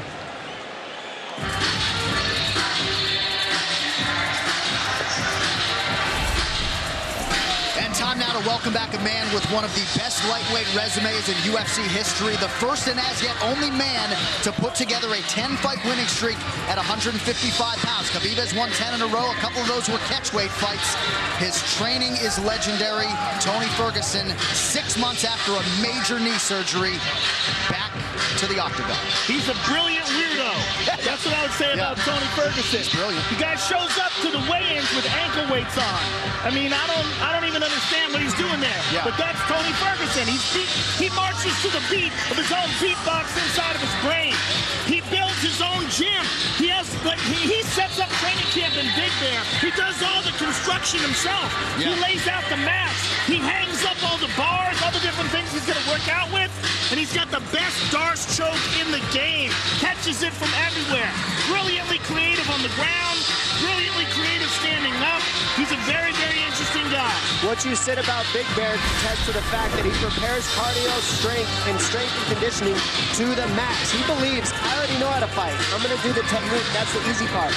The one and only thing I can control is whether I get tired or not. So I simply won't ever get tired. And therefore, my technique will always be there because that's what I do. I fight. That's what's in my blood. That's how I train. My reactions will be there if I don't get tired. But if I get tired, it doesn't matter. Conditioning can make a coward of us all. He lives by that, and he focuses on it. And then in there, he shines because he knows there's nothing he can do that's going to stop him other than you putting his lights out. He hasn't had a sip of alcohol since February. He feels like that has him in the best shape of his life.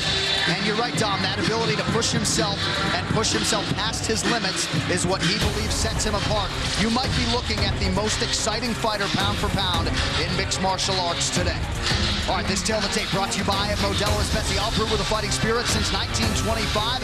Ferguson, 34 years old. Incredibly, Anthony Showtime Pettis still just 31. Ferguson, the slightly taller man, he will have a 4-inch edge in reach. All right, now to get you started for the co-main event, here is Bruce Buffer. Ladies and gentlemen, this is the co-main event of the evening.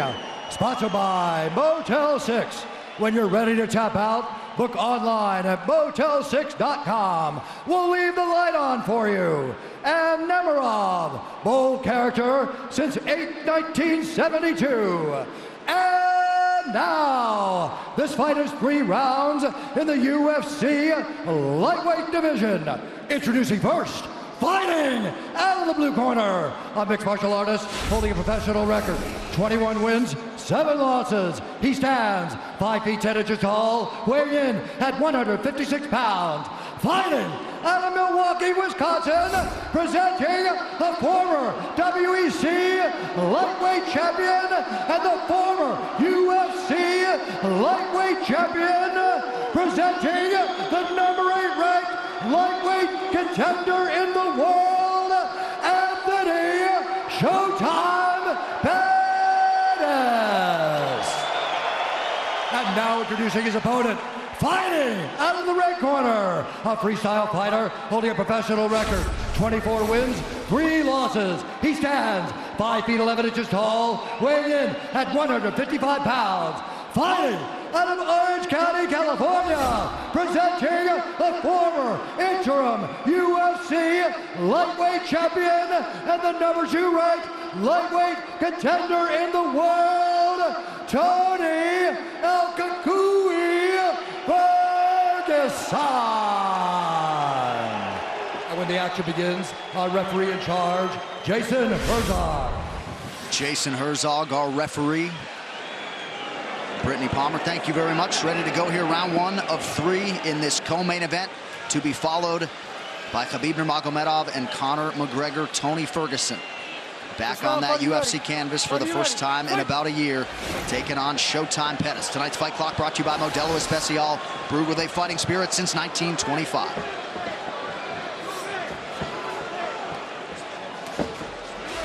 Ferguson came home from the hospital after surgery in April, immediately started doing 20-pound curls until he couldn't work out anymore. He is a freak.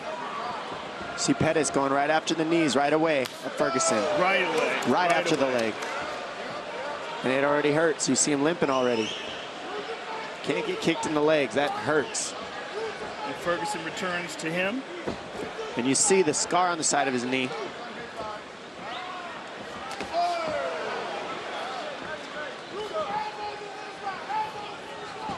Pettis going right after that lead leg. Yeah, it seems like Ferguson's limping a little bit on that leg. It looks like it hurts. He just got kicked in it very hard. Well, you got to realize when you're talking about 6 months from a catastrophic knee surgery like that, I mean, completely detached from the bone, massive scar, you got to wonder if it's 100%. It's only been 6 months? Yeah, April. Injury was April 1st. Well, Dom, you're a guy who's come back from multiple surgeries. You know how long it takes. It's very rare that someone can come back from a gigantic knee surgery and be 100% after 6 months. Well, 6 months is a ridiculous time frame, I'll be honest. It takes at least 9 to get as strong as you need it. So the fact that he's pushing the pace like that is pretty crazy. Nice stick. And I don't like the way he's moving. It looks like it's hurt. They might have rushed it, but we don't know. We don't know that with Ferguson. Right, it could have been the kicks that Pettis landed. Because he looks good now. Or it could be that it's hurt. The biggest thing Ferguson said he wanted to do was utilize his jab in this fight. That was going to be the biggest problem for Pettis. And what's cool about it is he switches and he's got a really good southpaw jab and a really good conventional jab. Oh, yeah, he can absolutely fight from anywhere. The question is, did he give himself enough time to recover from the surgery? And he did no physical therapy. He took his recovery into his own hands, none. I don't know what to say about any of that. I honestly have no words for that. Don't shoot the messenger.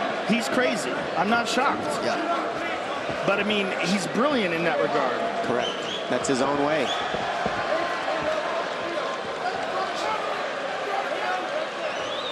The Pettis camp felt like they picked up a lot of things on tape of Ferguson being a hittable guy. Tony said, watch all the film you want. I'll pick him apart on the feet. We have hit the midpoint of round one. Blocked it all, though. And nothing landed. Well, he spends a lot of time working on a Wing Chun dummy. He does that. Yeah. I mean, he does a lot of really unorthodox stuff in terms of mixed martial arts. Your friend Eddie Bravo talks about him training for 6 hours straight. I mean, it's absurd. Well, Eddie's trained with a lot of guys. He said he's never seen anyone with the kind of endurance that Tony has. I know you hit that elliptical for 2 hours the other day. I mean, his pressure is crazy. The pressure that he's putting on Pettis right now is silly. This is exhausting to move the way Pettis has to, and he's guessing too, because look how Ferguson moves his head, switches combination, switches, always giving you a different look, and always pressuring you. And he's not chasing; he's heading off Pettis. Yeah, tremendous pressure, and whatever we thought was going on with his leg earlier might have just been. Ooh, and there's another hard leg kick to that leg, but he looks fine. Yeah, nice counter right from Ferguson. And he's using it a lot. Inside leg kick with that leg. He's landed several to Pettis' left leg. Tremendous pressure, though. Look at him. Pettis doing a good job seeing everything. The only thing that worries me is moving back this much is exhausting if you're Pettis. That pressure is just ridiculous. And he's got to clinch him or do something to deal with the pressure. Go to the body of Ferguson, fake a shot, throw uppercut, throw knees, something. Because right now Ferguson is just on it. All over him. Front kick to the body, inside leg kick again. I mean, he is just smothering Pettis. Pettis just can't get any space. He's basically keeping him in a phone booth by heading him off. And he's slowing down. You're seeing Pettis' punches coming slower. Well, the key is of what Ferguson's doing game plan-wise is now Pettis doesn't have this trickiness. He can't make reads. He can't have timing because he's moving back the whole time. Blocked. Nice left hand there, stuck by Ferguson. Beautiful uppercut. And look at him, walking him down, talking to him.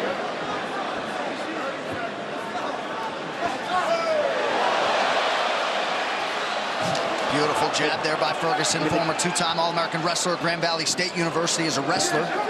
Again, inside leg kick twice. And just does not get tired. It's one of the craziest things about this guy. I think, sorry, Joe, go ahead. Just as mentally tough as it comes, and he draws such strength from that. Couple big right hands from Ferguson. Pettis shakes him off, but a strong close to round one for El Cucuy. What a round. Good, breathe. Okay. Good round. Here's what I need you to do, though, okay? Breathe. Get some water in you, okay? Drink. There you go. Big mouth. All right, so listen to me. Keep hitting over his kicks, okay? Every time he kicks, he's wide open. Quick punch combo, kick at the end of it. You're doing great. Keep your hands high, though. Parry. I like your swagger. I like the mentality. Don't aim so high. That's it right there. That's my. There you go. Don't aim so high every time, you hear me? Don't aim so high every time. Don't aim so high. All right, composure. Give me a smile. Give me a smile. There you go. Survival mode already. You took his heart. Put the press on him. Head movement. Head movement, the final thing in terms of the messaging from the Ferguson corner. Round two here. Second round, fight, are you ready? Fight, are you ready? Fight! Well, the pressure's already exhausting, but then you add the fact that he's pressuring by switching stance, so that takes away your counter reads too. And then he's kicking your legs when he switches stance. Yeah, he's chewing. Oh! He's hurt, and that's one thing about Pettis. He can finish anything. He's on him. He's on him. He's attacking the leg. Oh, Ferguson bleeding bad here, busted open. Beautiful by Pettis. And that's the thing, Pettis wanted a war. He wanted to feel this pain, and so he's in it. And now he got what he wanted. He hurt Ferguson, and now he has Ferguson's respect. There's a lot of blood coming from somewhere. Might be his jaw. Yeah, it looks like the mouth of Tony Ferguson. So some definite adversity here for Ferguson. Pettis has got to be very careful of Tony's guard, though. I would like to see him try to just stand up. I'm just glad this is on the ground because I want to see these two gentlemen grapple. Ferguson right after it, immediately staying offensive. Well, there's a tremendous amount of blood coming out of Tony Ferguson's mouth. And you got to wonder what is going on. I think it's from his head. A lot of it coming from Pettis, too. Head? It's got to be the top of his head. Or I don't know. I can't tell. It might be from both gentlemen. Yeah, they're both cut to pieces. Pettis is losing a ton of blood here. Elbow from Ferguson. This fight, as advertised so far. This is what they wanted, and this is what we get. Jason Herzog's going to check that cut of Anthony Pettis. I think it was on the ground that he landed that. I think he threw it in the guard and landed it on Anthony in the guard. This can't be that bad that they have to stop this. Right here? No, well, right. It's not above the eye, so they won't stop it because it's not above the eye. Oh, it's in the hairline. It's a giant cut on the right side of his head. I need another rag for his eyes. Please, a rag. How are we doing? He's good. He's fine. Okay, one moment. I need a rag. Let's get over. Herzog now calling for a rag to clear Tony's eyes. Good reffing by Jason Herzog. Jason Herzog, one of the best in the business. This is a fight. We are the only three gentlemen sitting in the T-Mobile Arena right now. Oh my goodness, it's getting wild. I'm just thankful for this fight right here, right now. I mean, how's this as an appetizer for Khabib and Conor? 3 minutes to go in this second of a possible 3 rounds.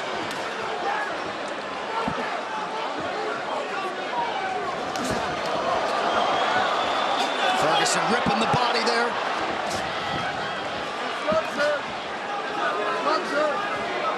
Ferguson seems to have fully recovered. And he's never even looked tired for a second. Just his head got jogged a little.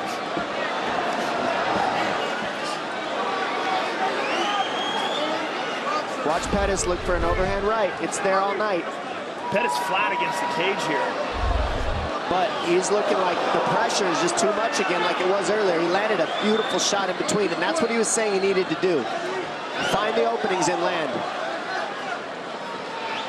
Non-stop output and forward motion from Tony Ferguson. I mean, he puts pressure on you like no one else in the business. Right hand to the body. Right hand. Pettis forced to retreat here. Under 2 minutes to go in the round. Oh, left hook. Pettis has taken a lot of big shots here, Joe. Big elbow. I mean, Ferguson is just He sliced up the left side of him as well now. See, the thing about Ferguson is he loves the pain. He does. Pettis, I think, cut from that cloth as well. He is masked in blood here. Pettis showing his toughness right now. He's not out of this. He's still throwing heat, and he can still drop Ferguson at any point. We've seen it.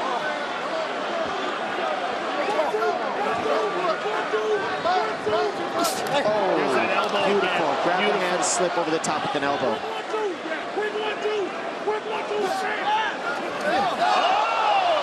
There's the right hand. That's there all night for him if he can fire it at the right time. Left hand lands flush for Pettis. Oh my goodness. I can't take this after the Derek Lewis fight. They're literally fighting in a phone booth right now. This is amazing. Thank you, guys. Oh my goodness. Another elbow from Tony Ferguson. Under a minute to go in the round.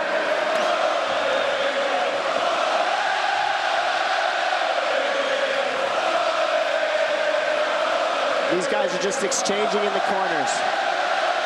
Oh, that cut on Anthony Pettis is something else. Nice elbows by Ferguson. He mixes it up so well, and he doesn't stop being offensive. No such thing as breathing room when you're fighting Tony Ferguson. Those are landing very heavy. Ferguson's hitting him very hard. Pettis needs to get on his bike and start moving. He can't sit here like this. And we just got showered with blood here in the booth.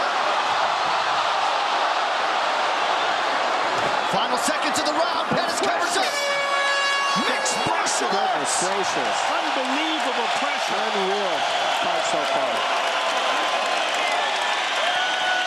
UFC at 229, Khabib versus McGregor is presented by Harley-Davidson. When you fire up an HD motorcycle, adrenaline kicks in and refuses to tap out. Check it out at h-d.com/explore. Breathe, Anthony. Big breath. Yeah, we're covered with blood. You're good. You gotta look up, man. You gotta look up, man. What do you want to do? If you can't go, we got to stop it. What do you want to do? You tell me. That hand's broken? Yeah. What do you want to do? I don't want you going out there if you can't fight the way you need to fight, all right? I can't have you fighting him if you didn't got that hand, all right? Hand's broken. Yeah, That's he it. broke his hand. So that's the fight. Anthony Pettis breaks his right hand. Duke Roufus not going to send his longtime pupil out there. Somewhat anticlimactic, but El Cucuy is back in a big way tonight. Can't continue. Wow, that's surprising. Broke his hand, can't continue.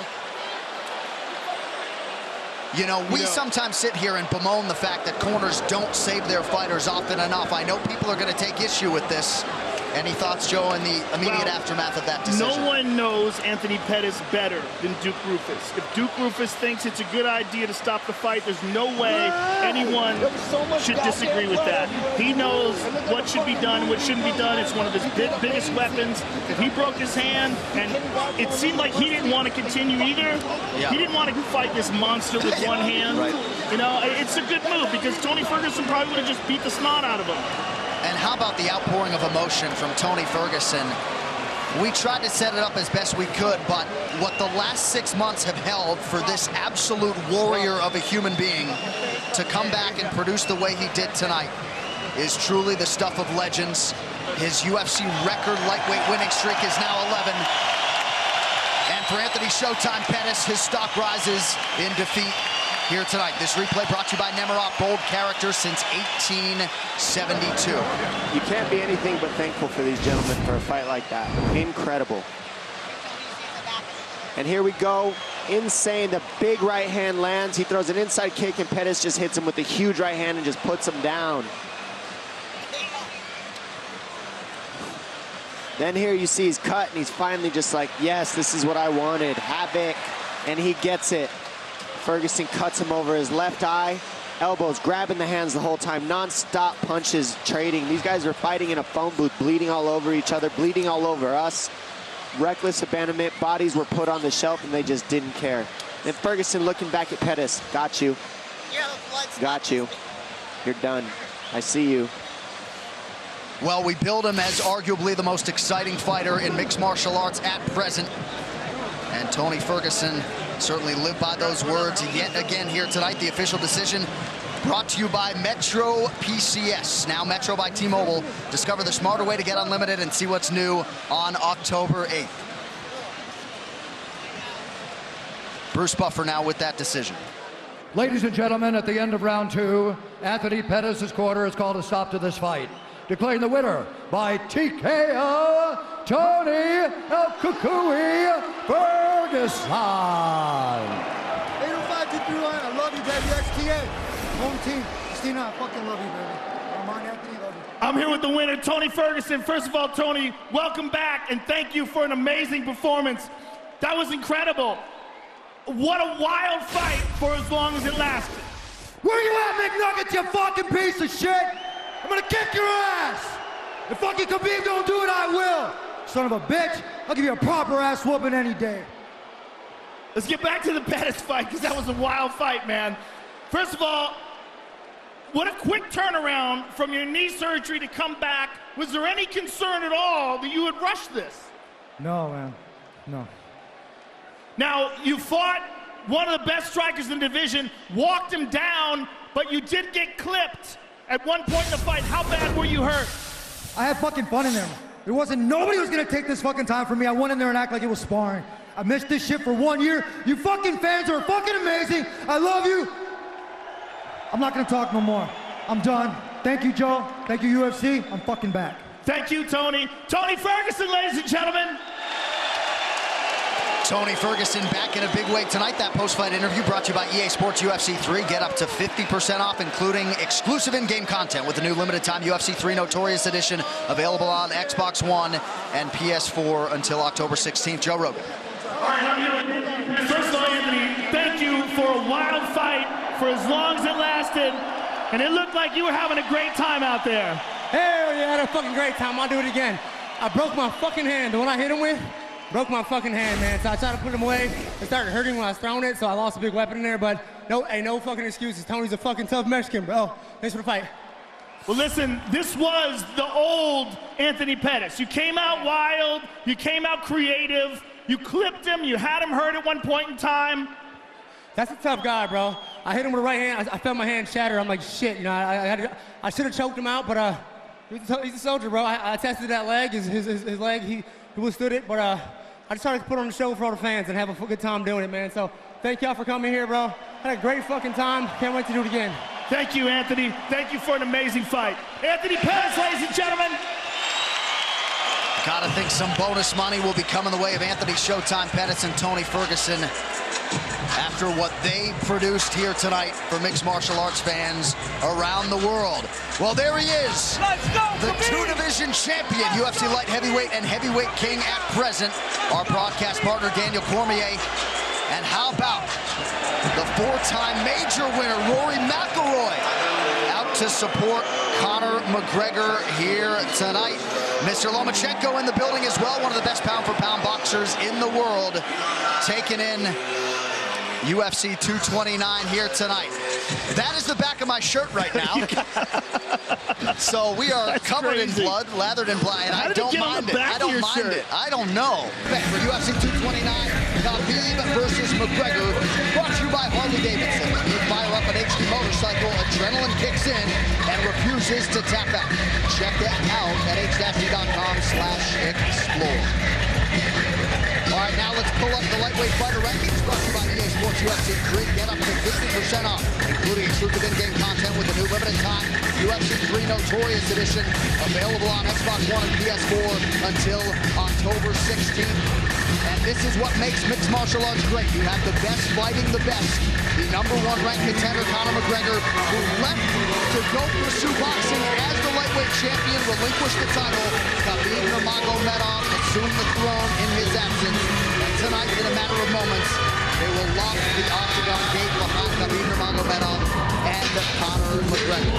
John Anik, Joe Rogan, Dominic Cruz. So we know what Conor does early.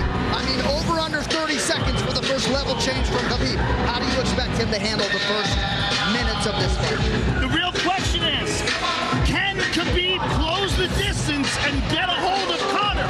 And can Conor clip him on the way in? Those are the big questions. Those are the questions we're going to get answered very, very quickly.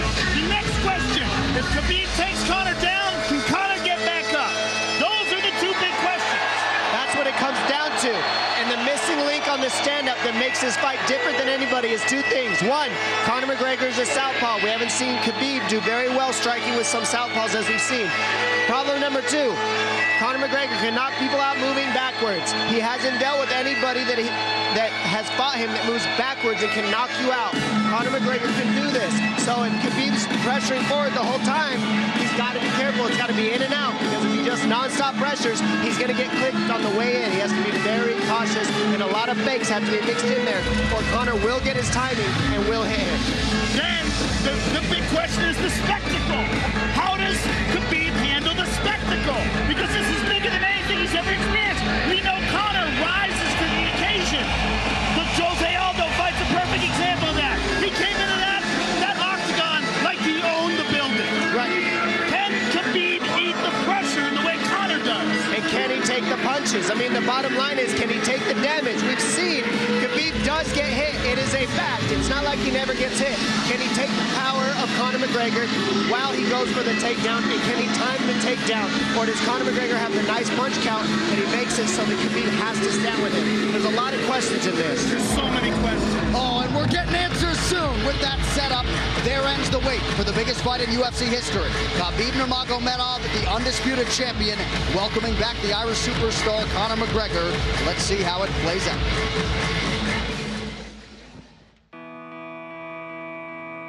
Khabib Nurmagomedov versus Conor McGregor is one of those fights where the moment it gets announced, you get goosebumps and you go, whoa, here we go. The reason that this fight is so big and the reason that people are so fired up about this fight, it's two of the best in the world in their prime, fighting when they should be fighting. This fight shows you the type of man that Conor McGregor is. He said, I want the toughest challenge available. I want the one that everybody says I can't win. In Khabib, you have a guy that is 26-0, undefeated. That's unreal. At 26 wins, guys tend to make mistakes. Khabib has never done that.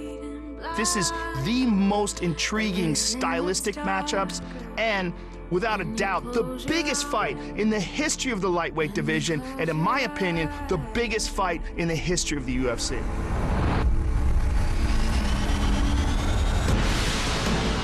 He never fight with someone like me. Oh, he's getting mauled. Barbosa's face says it all. Who have so much pressure, so much dominate with his opponent. Michael should tap or he's gonna break his arm. He's gonna break his arm. Hit is all over. You know, this is my style, crush my opponents. He has been unrivaled inside the octagon. I mean, he's just an unprecedented phenom of a talent. We're talking maulings and massacres. Where's Conor? I want to fight with your chicken because this is #1 easy fight in lightweight division. We are ready here. We are ready for war. We are ready for all outcomes, all situations, all scenarios. I am in a war state of mind. You're looking at a fighting veteran. I've been through it all. I've been on the boxing side and I've been on this side. I came back for the love of fighting and the love of war, and this I am going to truly, truly love, putting a bad beating on this little glass jaw rat.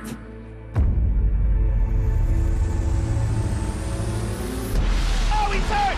Could he finish him here?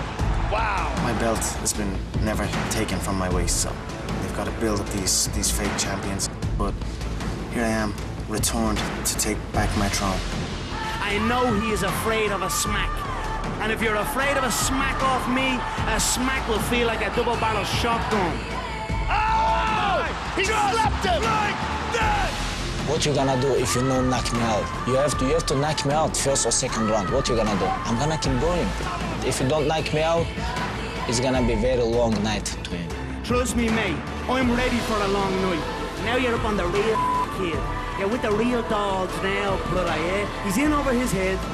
I'm gonna pick him apart and bully him in there and absolutely maul him. My dream smash him, you know, make him humble. I wanna change his face. We have to finish him.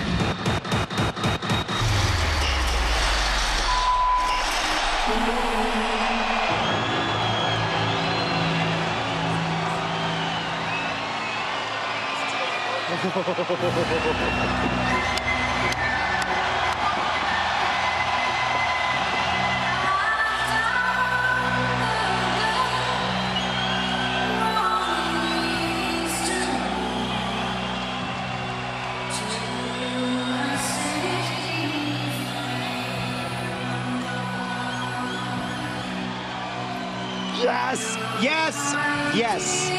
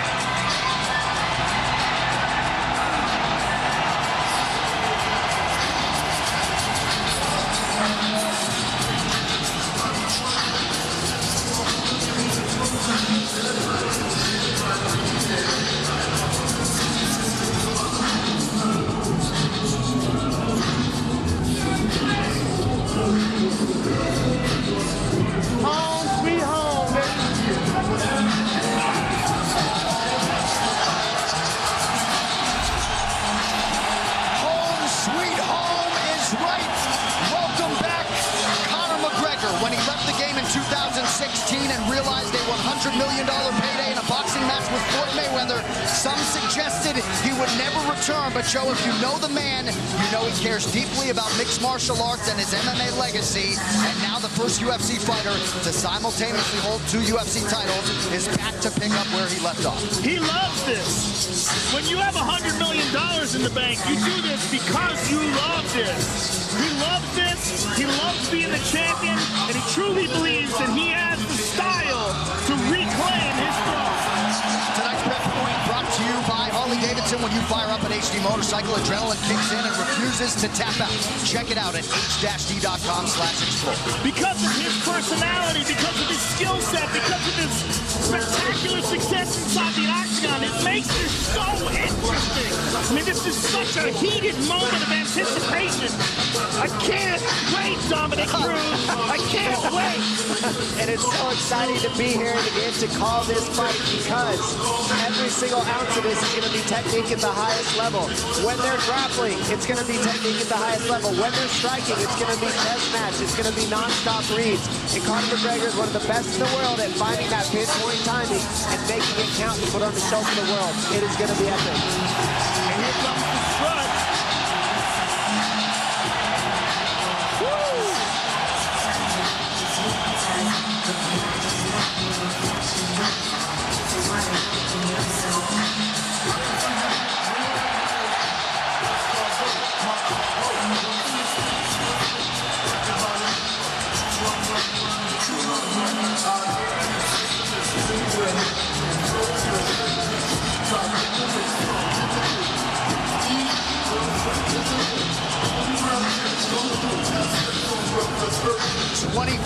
World Mixed Martial Arts contest for Conor McGregor. 11th UFC appearance. He is 9-1, a 9-time UFC bonus winner in his 10 UFC fights.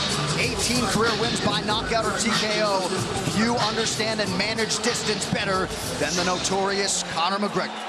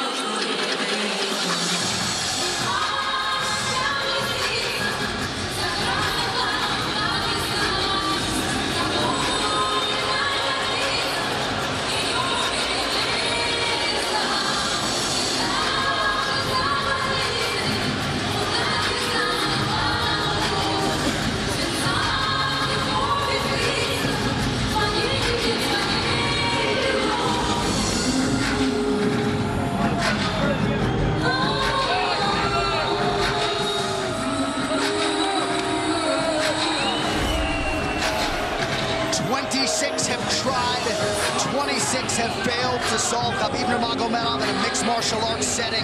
In modern-day MMA, it's an absolutely incredible accomplishment. And tonight, with status as the most dominant force in the game, Khabib Nurmagomedov is chasing the biggest win of his career. He is an unparalleled grappler. There's literally been no one like him in this division. Mauls world-class fighters. And if you talk to people like Daniel Cormier, who shared the gym with him, he mauls world-class wrestlers on a regular basis. He's the best grappler we have ever seen in the lightweight division. The question is, can he get a hold of Conor? And if he can get a hold of Conor, can Conor survive what 26 others have not been able to? And the big question for me is, how does he deal with pressure at this magnitude? This is what we haven't seen. He's faced some studs, but this is another level of pressure, another level without his father in his corner, another level without some of the people he's used to having with him, not here. And on top of that, this is for contendership of the world. Literally, when you're fighting Conor McGregor, you're not fighting for your division, you're not fighting something little. This is for the world. This is for the #1 pound-for-pound spot. It is huge. And is Khabib Nurmagomedov good enough at grappling to get what he needs to as a one-dimensional fighter? That's what he showed up as. Nobody's ever tested him besides one dimension. Is he good enough to do that? Is it good enough to get down Conor McGregor? We're about to find out very soon.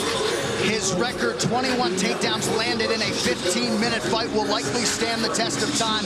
Last appearance, he became the undisputed champion by beating Iaquinta'yı back in April. Only landed 6 of his 15 takedown attempts that night. But Joe, it's what he does with those takedowns. The wrist control, the leg control on the ground, just usually makes for a suffocating night at the office for his opponent.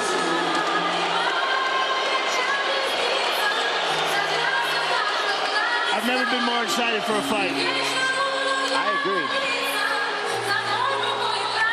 Khabib Nurmagomedov, 26-0. He has never been knocked down in an MMA fight. Perhaps that chin will be tested like never before tonight by the left hand, the right hand, and everything else that Conor McGregor brings to the table as a striker. Khabib versus Conor. Here we are. This Tale of the Tape brought to you by Modelo Especial, brewed with a fighting spirit since 1925. Khabib Nurmagomedov just turned 30. Conor McGregor also 30 years old as of July 14th. Nurmagomedov 1 inch taller. McGregor will try to maximize a 4-inch advantage in reach. All right, now for the official introductions for our main event. Here is Bruce Buffer. Ladies and gentlemen, this is the main event of the evening. Sanctioned by the Nevada State Athletic Commission, Chairman Anthony Marnell, Executive Director Bob Bennett, Commissioners Stacey Alonso, Christopher Alt, Dallas E. Hahn, and Dr. Robert McBeef. Our 3 judges scoring this contest at Octagon side are Derek Cleary, Sal Diamato, and Junichiro Kamijo. And when the action begins, our referee in charge of the Octagon, Herb Dean. This bout is sponsored by Harley-Davidson. Get your first taste of Harley-Davidson adrenaline at h-d.com. And P3, the official protein snack of the UFC. Metro PCS is now Metro by T-Mobile. Discover the smarter way to get unlimited and see what's new on October 8th. And now, for those in attendance and UFC fans watching around the world, this is the moment you've truly all been waiting for. Live from the sold-out T-Mobile Arena in Las Vegas, it's time! 5 rounds for the undisputed UFC Lightweight Championship of the World. Introducing first, fighting out of the blue corner, a mixed martial artist holding a professional record, 21 wins, 3 losses. He stands 5 feet 9 inches tall, weighing in at 154 1/2 pounds. Fighting out of Dublin, Ireland, presenting the former UFC featherweight champion, the former UFC lightweight champion, and the #1 ranked lightweight contender in the world, the challenger, the pride of Ireland, the notorious Conor McGregor.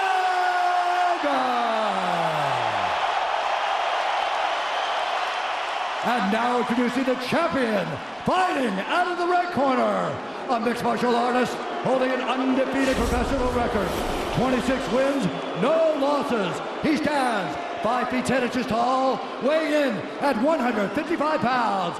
Fighting out of Dagestan, Russia, presenting the reigning, defending, undisputed UFC lightweight champion of the world, Khabib, the Eagle, Nurmagomedov.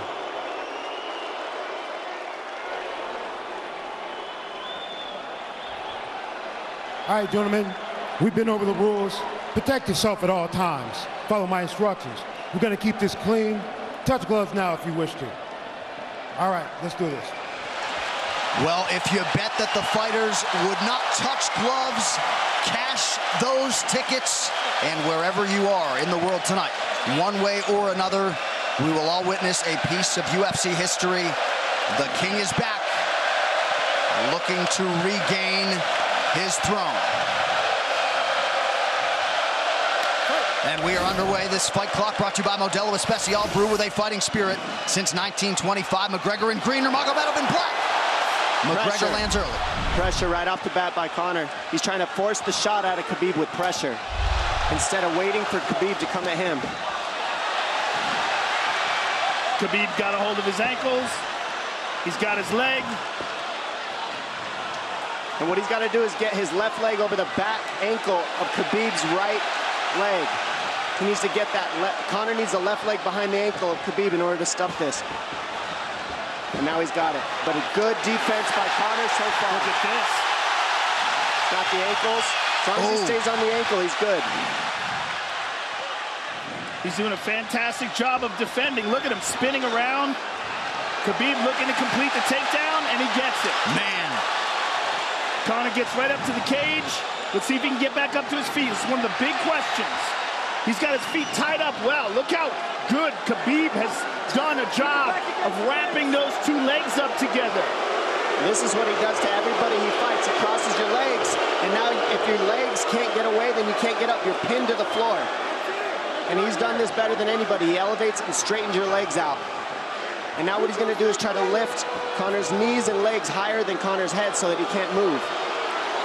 Conor's just got to stay calm and not use his energy because he's not taking damage here. It feels like he's far better equipped to handle 5 rounds than he was when he left in 2016.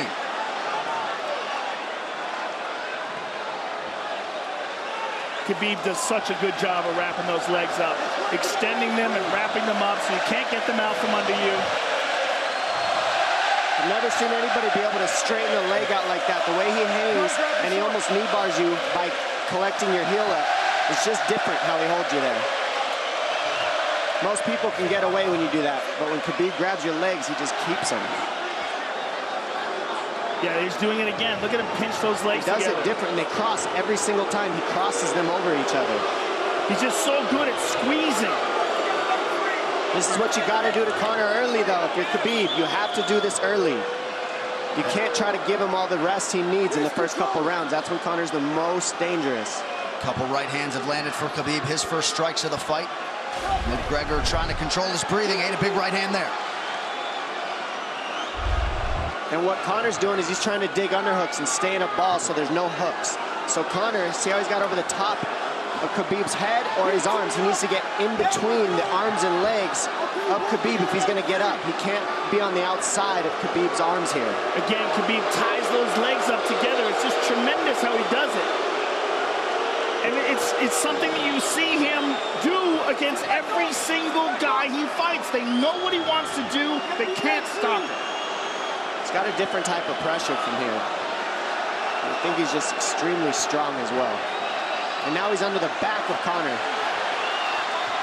so that Conor can't get his hips underneath him. It's a lifetime of grappling.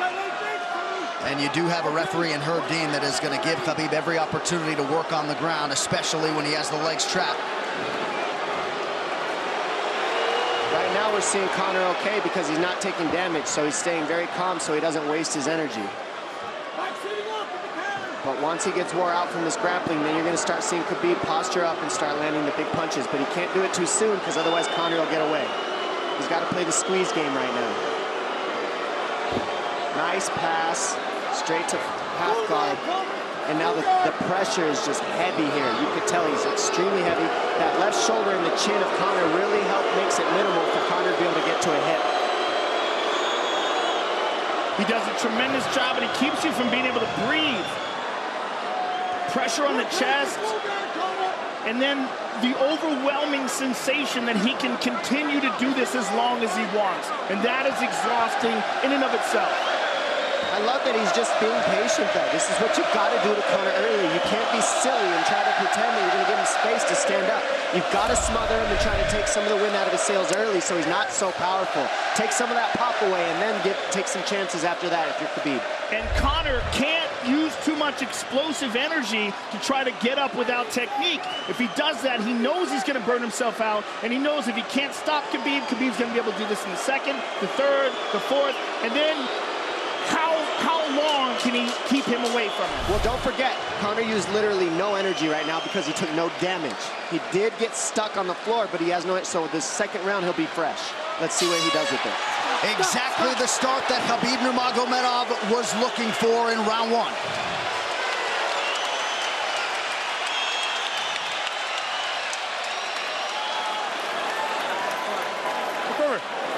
You know the shots get slower as the rounds go on. That was his absolute best there. When you got behind the black lane, you chased. Yeah, you did everything good, everything good. How you feel it? How you feel so? Keep your chin down, okay? Keep your chin down, hands up. If you grab his leg, just push him against the cage and then take him down from there. Dom, any thoughts on that messaging there from Javier Mendez and crew? The Javier Mendez is okay, that's great, but they look a little frantic. I mean, that would make me feel crazy in there. Yeah, like let's calm down a little guy, give him some real feedback. I don't know. Well, every mixed martial arts round begins on the feet. Let's see how it goes here early round two. Conor knows he can land that left whenever he wants, so that's what he's waiting for. He's waiting for that counter. He's waiting to force Khabib to take a bad shot and then make him pay for it. That's what we're seeing here. McGregor fires the knee, appeared to just miss. Massive right from Nurmagomedov! And a knee from McGregor now! Nasty right hand. Wow! And that's the problem with takedowns is they gain the respect of the striker. Your striking gets better if you force takedowns because you're thinking about the shot. And now the shot set up from the overhand. He goes back and forth, and that's what's made Nurmagomedov the best. That right hand. Wow! What an entry by Nurmagomedov, and now he has McGregor up against the fence, 4+ minutes with which to work. And this is what Khabib has done to everybody. If you stuff his wrestling, then he's going to punch you. Once you start getting punched, his wrestling opens back up, and that's why you need a threat of grappling and striking mixed together. But realistically, the sharpness goes to Conor in the striking, but the grappling is just so one-dimensional and so over. Like he's just so working much an arm better. triangle here. He's got it up. He's on top of him, full mount. Good scramble by Conor, getting his guard back. Butterfly, not full guard. The Khabib's all over him here. And McGregor exploded there to try to escape, nothing doing.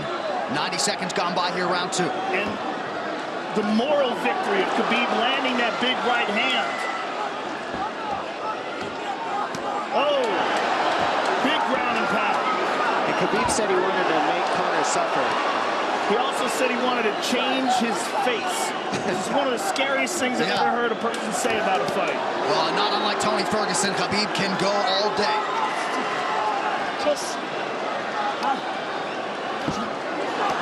Oh, big right hands landing from Nurmagomedov, who came into this fight unquestionably in the best shape of his life. Conor's talking to him. I can't hear what he's saying, but he's getting tagged. Well, that's Khabib talking, and he's not saying nice things. Oh! That big elbow from Nurmagomedov did not appear to cut McGregor open. The power he generates from this ground and pound is just interesting. I don't understand, because you can hear it landing over and over. It's just ferocious. I mean, he's the best ground and pound artist in the sport. Oh! Conor's getting lit up.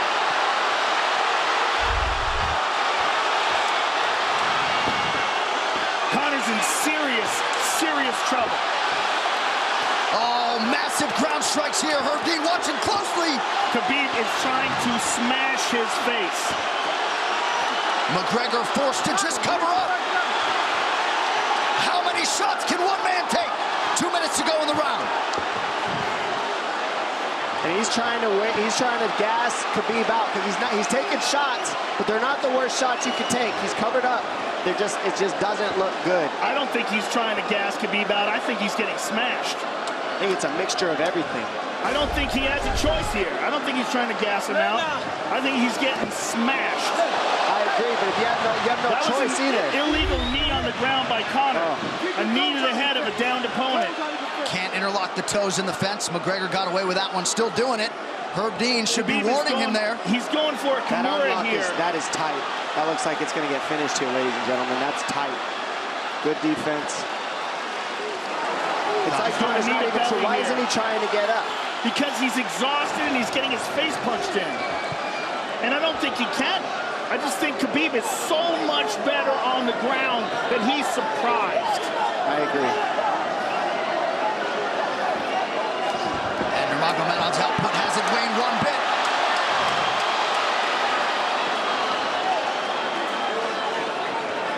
Now remember, we're dealing with the old rules here, so Khabib has to wait until he's fully up to hit him with knees.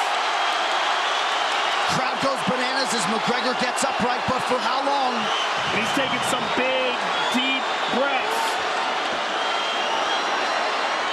30 seconds here in round 2.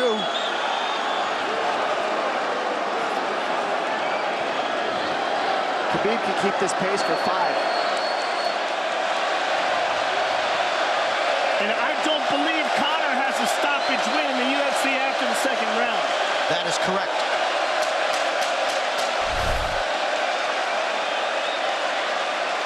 Conor hasn't had an answer at all for the grappling Khabib in one bit.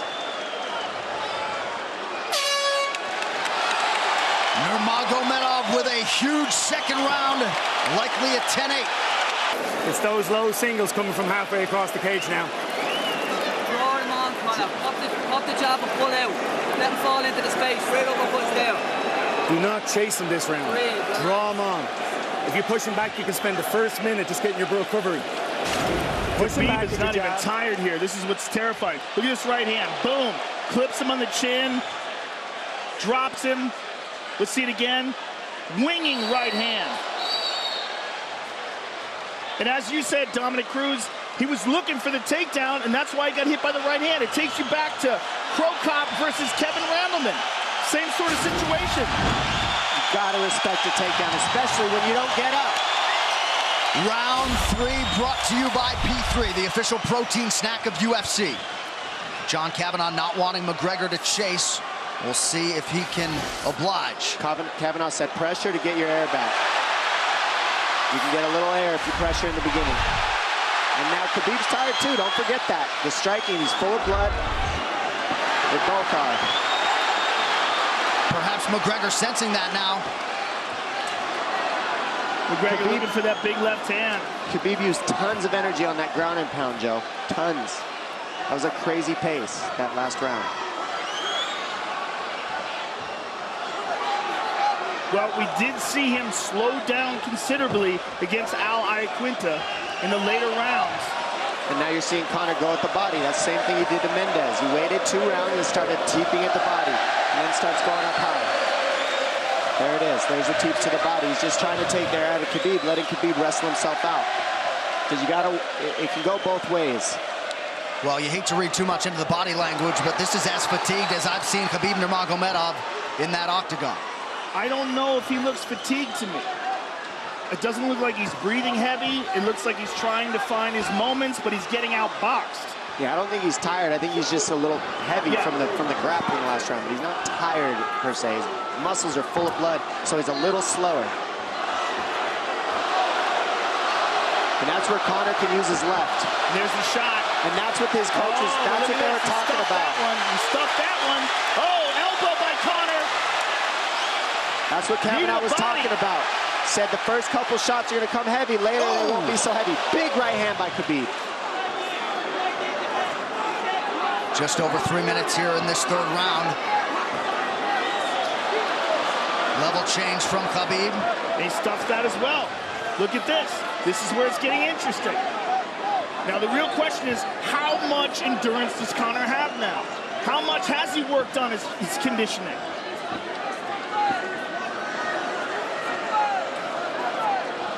do you prepare for a guy like Nurmagomedov? Nice knee to the body by Conor. Those knees to the body will add up, and so will the punches and the kick teeps. Oh, uppercut.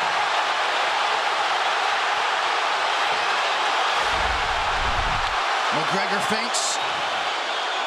These guys are staring each other in the face right at time, no range at all. They're just sitting there punching, exchanging. McGregor continues to bank that body work. Seeing Khabib standing right in front of Conor like this is crazy. I don't understand why he doesn't shoot, why he doesn't mix it up. Oh, he clipped him the left hand. Oh! He slapped him. He slapped him on that one. Front kick to the body by Conor. He's pawing with that punch. He's having a hard time getting that snap back. And Khabib standing right in front of perhaps the best striker in UFC history. McGregor to the body again. Good left hand to the body there by Conor. Another good knee.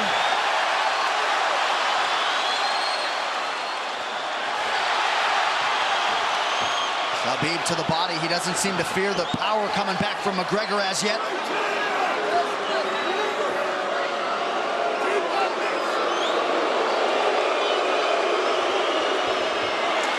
Trip by Nurmagomedov, gets McGregor down briefly.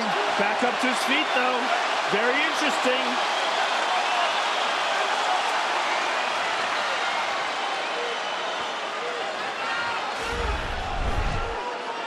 Keep those hands up. That's our focus. That's it. That's our focus. Slight edge in terms of the significant strikes in round 3 for Conor. Less than a minute to go in the round.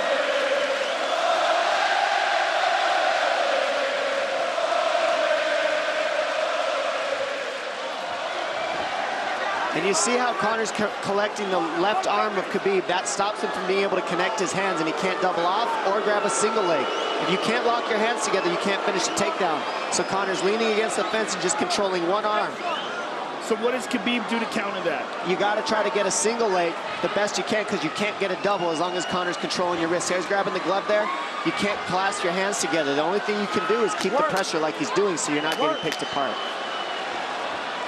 But you got free. See, he's got his glove. He's got his glove underneath it.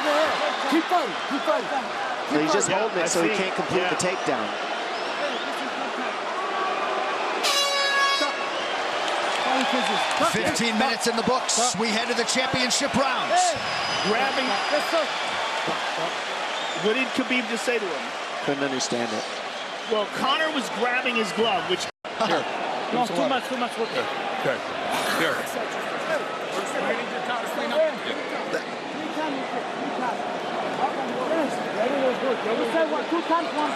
Hey, he shouldn't be talking. I want him to put his mouth. He's got it. Give me a little bit more push.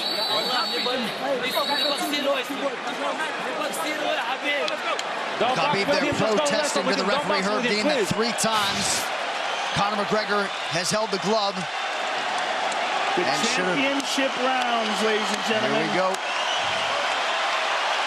And Khabib, if you've watched his career, you know he's not in his element unless he is jabbing and talking to whomever. The referee, his opponent, round 4. Watch the counter left hand of Conor. It's what he's been setting up. He's waiting for the right hand of Khabib. Oh, Conor looks very good coming out for this 4th round.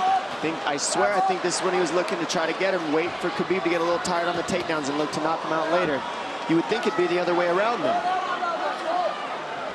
Second time for both of these fighters to have seen a 4th round in their careers.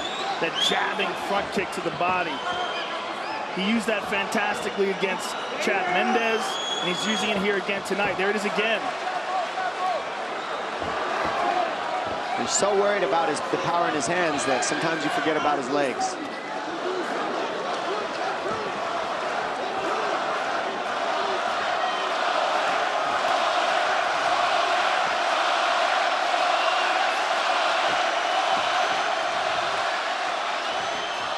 Good entry by Nurmagomedov. McGregor trying to use the fence to his advantage. And he gets tripped right down. Too good.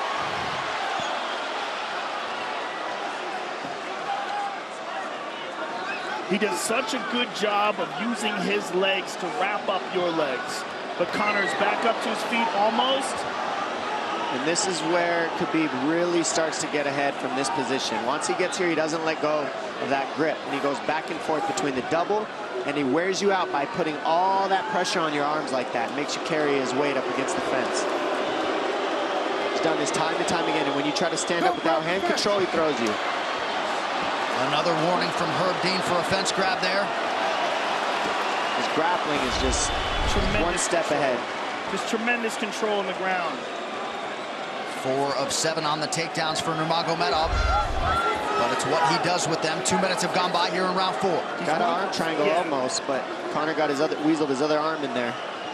It's in there, but it's still, the fact that he can pin the head against the arm is just, it's a big part of securing that. If he can control that, now he stepped the arm over, but now Conor regained that arm. The one thing Conor has done is stayed pretty safe. He's just getting controlled very badly is the only difference. Good hip escape there by Conor. Needs to keep going if he has the energy. But again, Khabib uses those legs to tie his legs up. I mean, it's a big part of his grappling. It's not just grappling with his arms, but utilizing his legs for control. Big left hands from Nurmagomedov. Again, full mount, back mount. There's the choke. He's got it, it's under the neck. There it is. Nope, it's on the chin. There's the tap. Still undisputed. Khabib Nurmagomedov has finished Conor McGregor tonight. Look at him. Look at him screaming at the corner. He's screaming at Dylan Dennis, Conor McGregor's jiu-jitsu coach. Look at him. Oh, and now Khabib jumps the fence. No. Whoa! No! And he's going right at Dylan Dennis. Mayhem! Oh, no. Total chaos here. It looks like UFC security has corralled Khabib Nurmagomedov. Well, Khabib wasn't kidding when he said no handshake after the fight. Oh! And now one of Nurmagomedov's teammates throws a right hand at Conor. All hell has broken loose. This is crazy.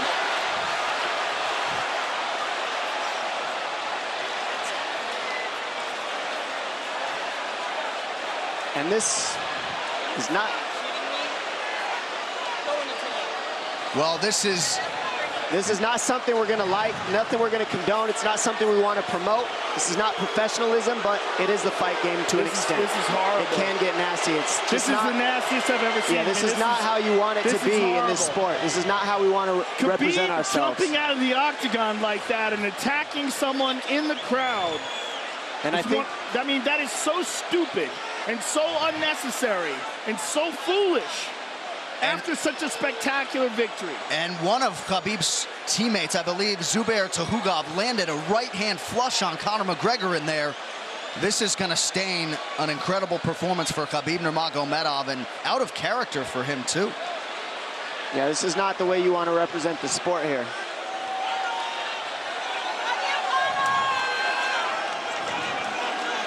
Well, Conor McGregor showed you the championship heart tonight. He had a few moments in the middle of this fight, but as many expected, Khabib Nurmagomedov, once again, for all his contemporaries, just too much. Too much on the ground. Had the striking going tonight. But I feel like this entire event has been marred by him jumping out of the octagon and attacking Dylan Dennis like that. And it's just the whole thing is so foolish. Well, it just ruins everything in it. And then his teammates jumping into the octagon, punching Conor McGregor. I mean, this is just crazy. It's a habit. And I think they connected pretty heavy on Conor. Yes. They hit him from right behind. in front of us. Dana White in there trying to restore order. And Conor wasn't participating in this, by the way. They jumped him when he was just recovering from getting beaten.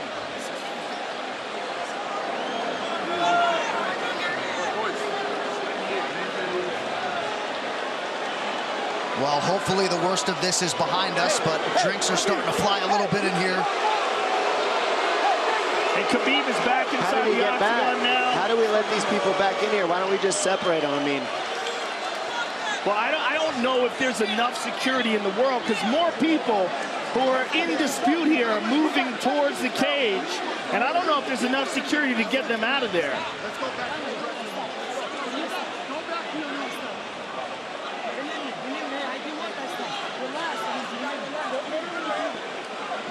Khabib perhaps trying to explain himself here to Dana.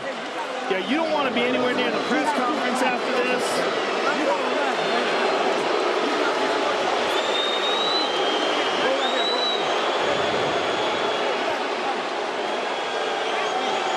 Daniel Cormier in there now, supporting his teammate Khabib Nurmagomedov, Luke Rockhold as well.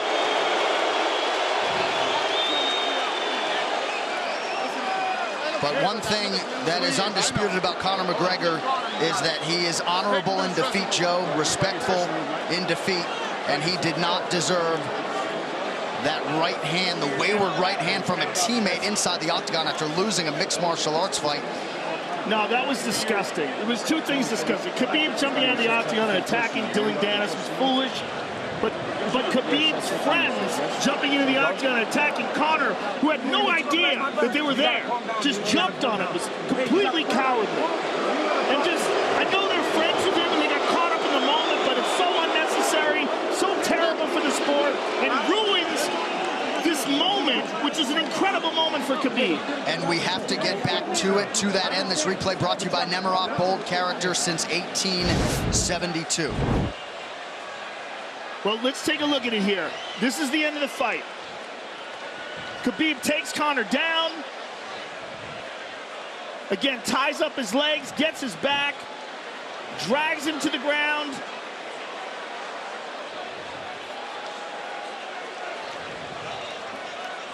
Got his back, got his neck, got under the neck, was cranking his neck. It was really more of a neck crank than it was even a choke. If you look at it, he's not even under the chin. And Conor forced to tap. And Khabib's still furious. Even after Conor taps, Khabib's getting up. He screams at him.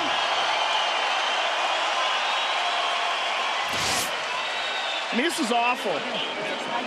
Incredible performance by Khabib. But then to have this afterwards is just so disappointing. Well, and Khabib is such a calculated, well-thought individual that it's going to be interesting to hear from him as to why he exploded in such fashion. He's asking where his belt is now. Mick Maynard, our matchmaker, holding on to the gold, but... You know, and this is not going to end here. This is what's unfortunate. This is going to spill out onto the streets. There's a lot of Russian fans. There's a lot of Irish fans. A lot of alcohol. There's a lot of booze and a lot of chaos. The big picture of this whole thing is you're a champion and you got to carry yourself as one. And now everybody who follows you is going to be instigated by this as well. So yeah, you're right, Joe. There's going to be fights everywhere tonight.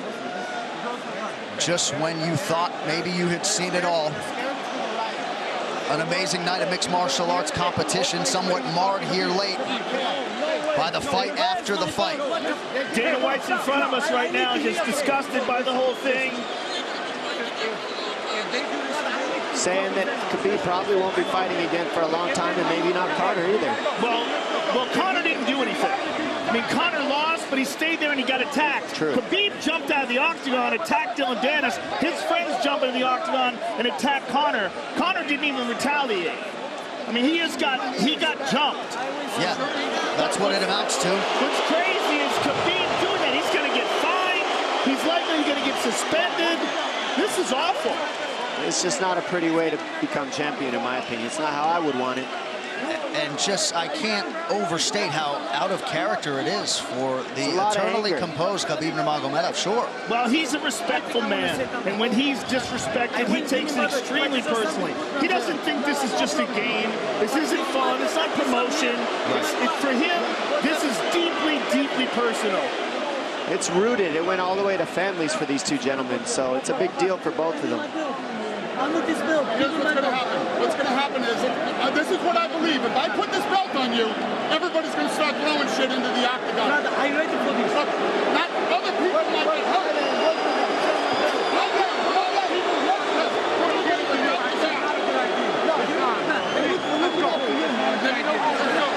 We're on the inside.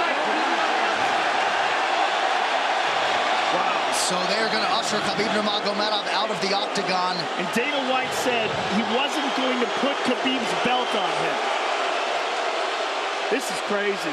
This is absolutely the craziest moment I've ever seen in all my years of calling fights. It was already the biggest fight of all time, and now it's spilled out into something completely different. It's awful because it's such a black eye on the sport. You know, I mean, it was a great night. It was a spectacular victory for Khabib. And to have all this play out like that is so incredibly disappointed. So incredibly disappointing. And Nurmagomedov seemed hell-bent on getting that belt inside the octagon, but they will usher him out. He will not talk to Joe Rogan. We will... I mean, they're throwing things at him. He's going to experience hate like he's never experienced in his entire career. If he thought he experienced hate before this is going to be on a whole nother level.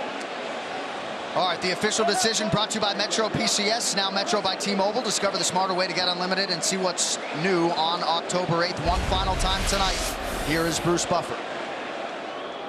Ladies and gentlemen, referee Herb Dean has called a stop to this contest at 3 minutes, 3 seconds of the 4th round.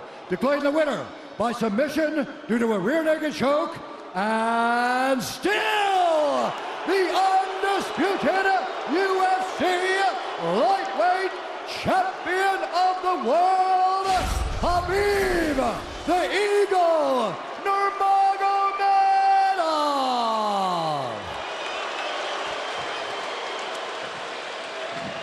EA Sports UFC 3, get up to 50% off, including exclusive in-game content with the new limited-time UFC 3 Notorious Edition available on Xbox One and PS4 until October 16th.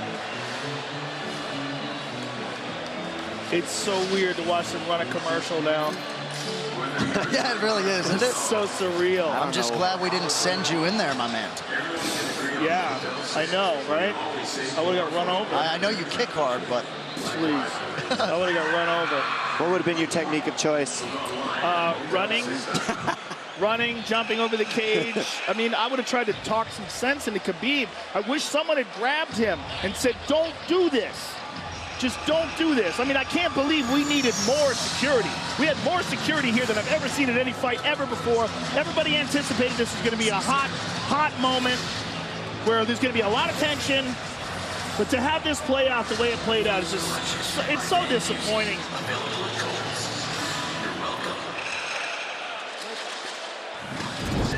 UFC 229, Khabib versus McGregor has been brought to you by Harley-Davidson. When you fire up an HD motorcycle, adrenaline kicks in and refuses to tap out. Check it out at h-d.com/explore. And by Motel 6. When you're ready to tap out, book online at motel6.com. We'll leave the light on for you.